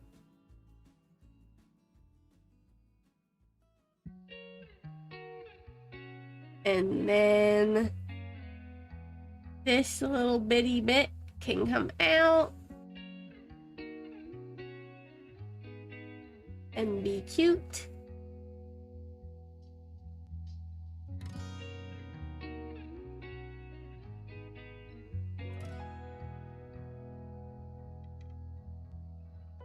Okay, I'm going to hide the eyes just so I can see better.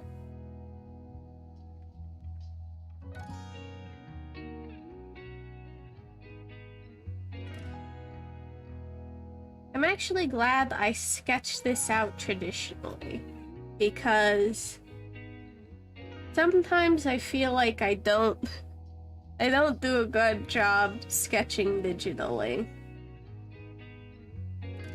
I grew up definitely more on the traditional side of drawing. I hadn't even ever touched Photoshop until I was 18. And I struggled so hard with it. It's actually one of the reasons I love Clip Studio. Like, I will never stop singing Clip Studio's praises, is because it makes making art feel natural. Which is such a huge... It was such a huge initial roadblock for me, making digital art. Like, lining and drawing and painting in Photoshop was so antithesis to, like, everything I liked about drawing and painting and lining, that I basically was like, oh, some people just do traditional art and some people just do digital art, and I'm one of the people who does traditional art. And turns out the answer is no. You didn't have the right tools. Get you a program specifically built for visual artists and not photographers. So yeah, I'll literally never stop gushing about Clip Studio ever. There's so many features in it that I love. Holy crap. Like, you can extract line art from a black and white piece of art with a click. A single click in the edit menu. It was like a 10-step process in Photoshop. And I literally had a cheat sheet full of ways to do it. Right? Hold on. Hold on. I want to see something. Do I still have it? I think I got rid of it. Oh man. I was looking to see if I still had the cheat sheet. I think I got rid of it. But oh my god. Can you imagine? Every time you just want the like black and gray part of your art, like having to go through a 12-step process after finding and opening up your notepad note. I think Civil Dares, I think is pretty neat. It's really nice, like, feeling competent at something. I don't feel competent in many things. Heck, I can't even walk properly, literally. So feeling competent with something, and in particular, something I thought I would never be competent at. Ooh, that's a good feeling. Oh my gosh, that's a great feeling. Something that you were like, oh, this is just something I'll never be able to do. And then you're able to do it. Oh gosh. It's A+. A+ stuff.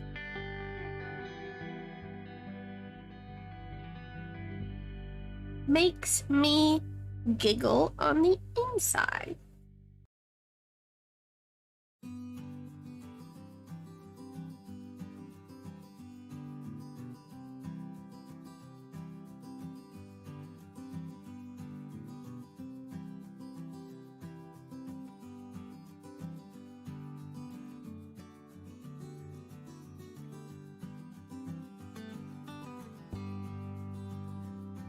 It's also funny because I've only been you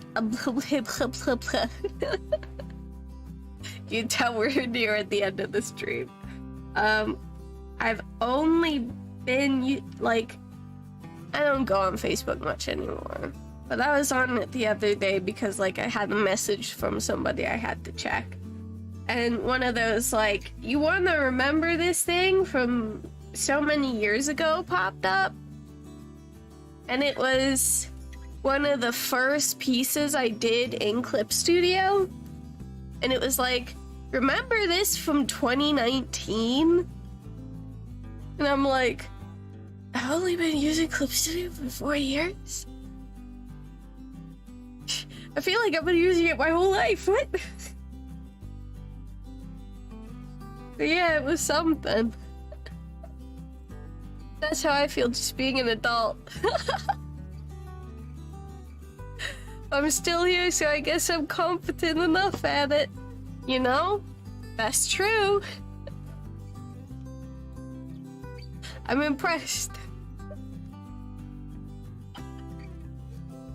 Oh my goodness. Adulting is extremely hard, too. So the fact that you got that down, ooh, you set.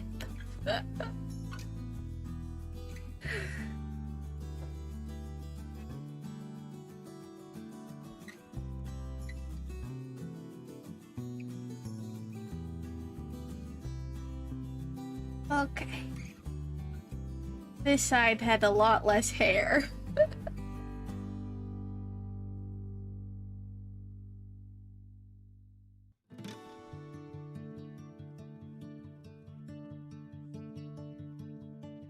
Let me just make sure I got all the hair that is supposed to be on this side.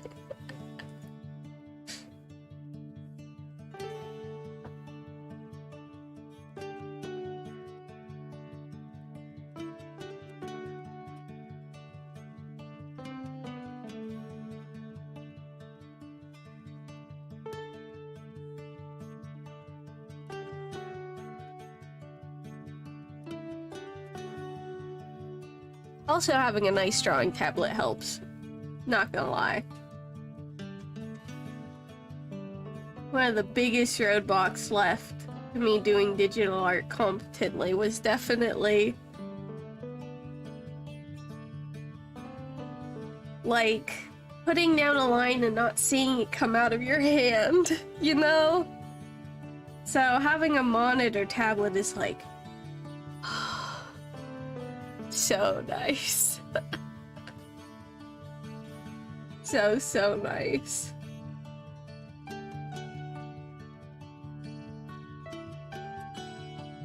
It's one of those things where you're like, I can live without this, and then you get enough money to actually do it, and then you're like, I can't live without this.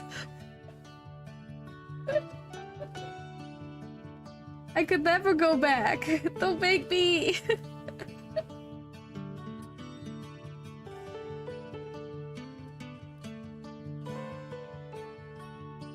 I also appreciate that art supplies, while not cheap, I don't think they'll ever be cheap, because you slap the word artist on something, it instantly gains like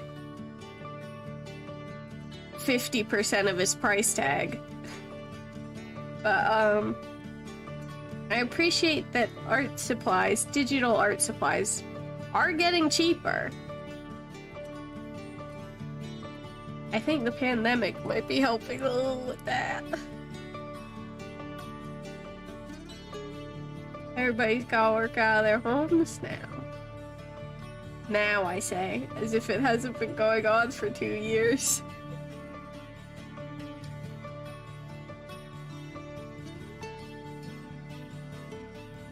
My poor mama. She has to teach her first Zoom class this Wednesday. She's so intimidated. She's like, I can't believe I have to put my face on camera.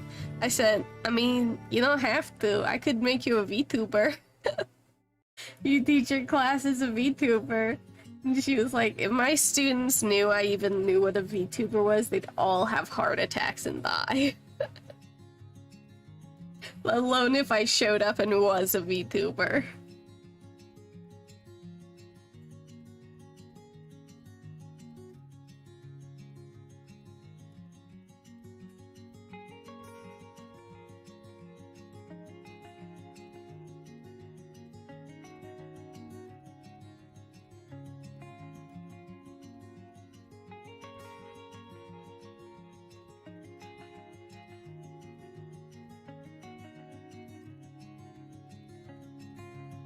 Oh my gosh.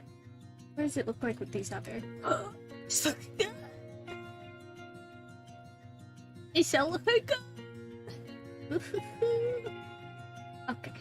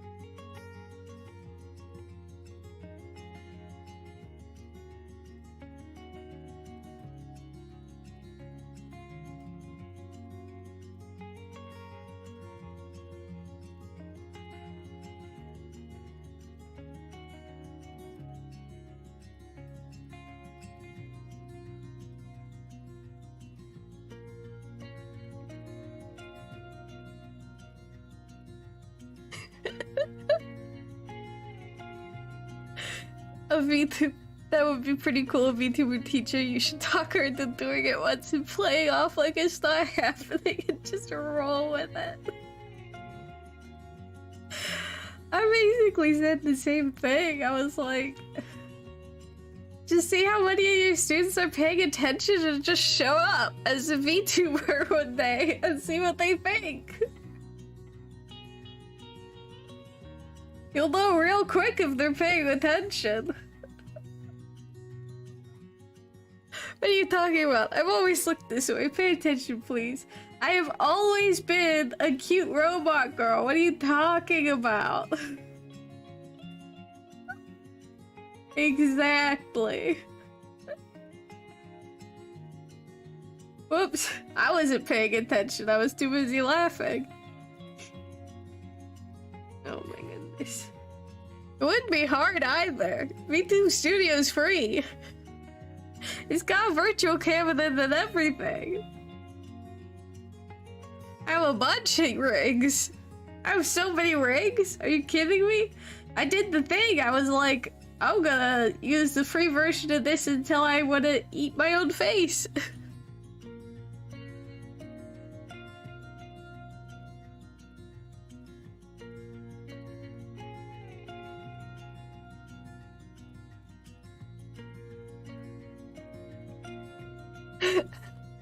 When she teaches early American literature, she comes as the crow.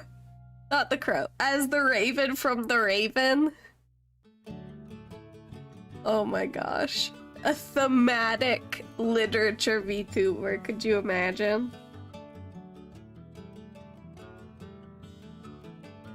Now that would make reading The Telltale Heart weird.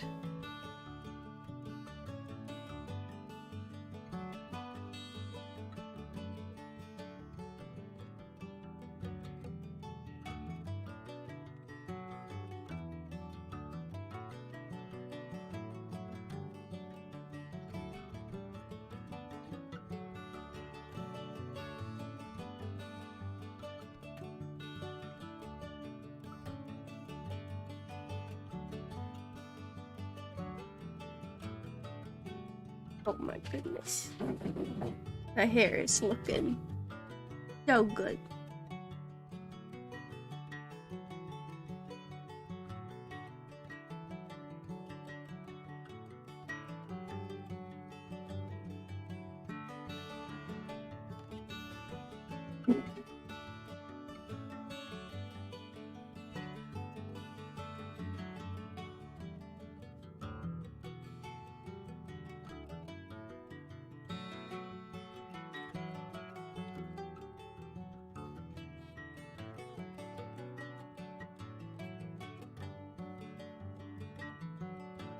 Almost done for the day, lads.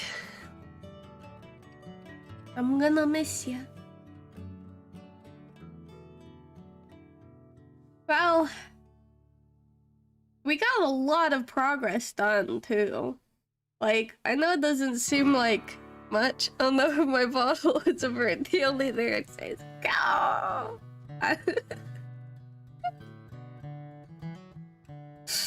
I mean, true. If I were... Oh my god. Can you imagine being a pigeon tuber? Freaking love pigeons, and they're so fat and stupid. Just a pigeon tuber that only poos.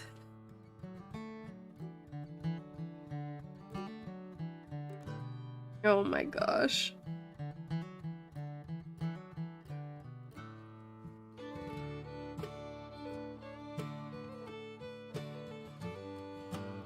Heard noises followed by me trying to suppress giggles.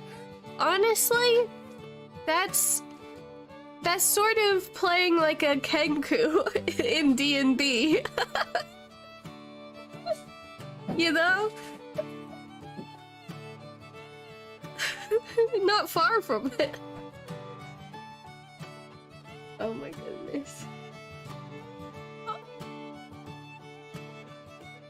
Okay. The mouth is horrible because it's colored in, but we're gonna turn on all the stuff and see the progress we made. Oh my gosh. Look at her. Oh my gosh.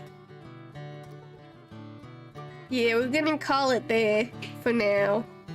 Because, I've been at it for a while, and like I said, I don't think me just, sitting here drawing the back of her hair for the next for an additional 2 hours is a good idea. we've mostly gotten the tutorial part of the line art out of the way. Thank you. I appreciate it. Big appreciate. Oh my goodness. I'm gonna be so happy when we get to like flatten her stream, cause like the coloring part, cause I know it looks confusing with all the lines being everywhere, but like if we bring the horror of the Mouthy Mouth Gummy Works up again, you can see how it'll all work out, you know, in terms of like the order of things, you know? So like, it'll look like this when her little mouth is closed, you know? It was great hanging out with you, Volberis. Thank you for coming. Oh my goodness. I'm so happy. And now, we will call it a night. So, thank you everybody for joining me. And I hope you learned something. And I hope to see you for the next part when we get to coloring, which is definitely going to be fun. Okay, bye everybody. Goodbye.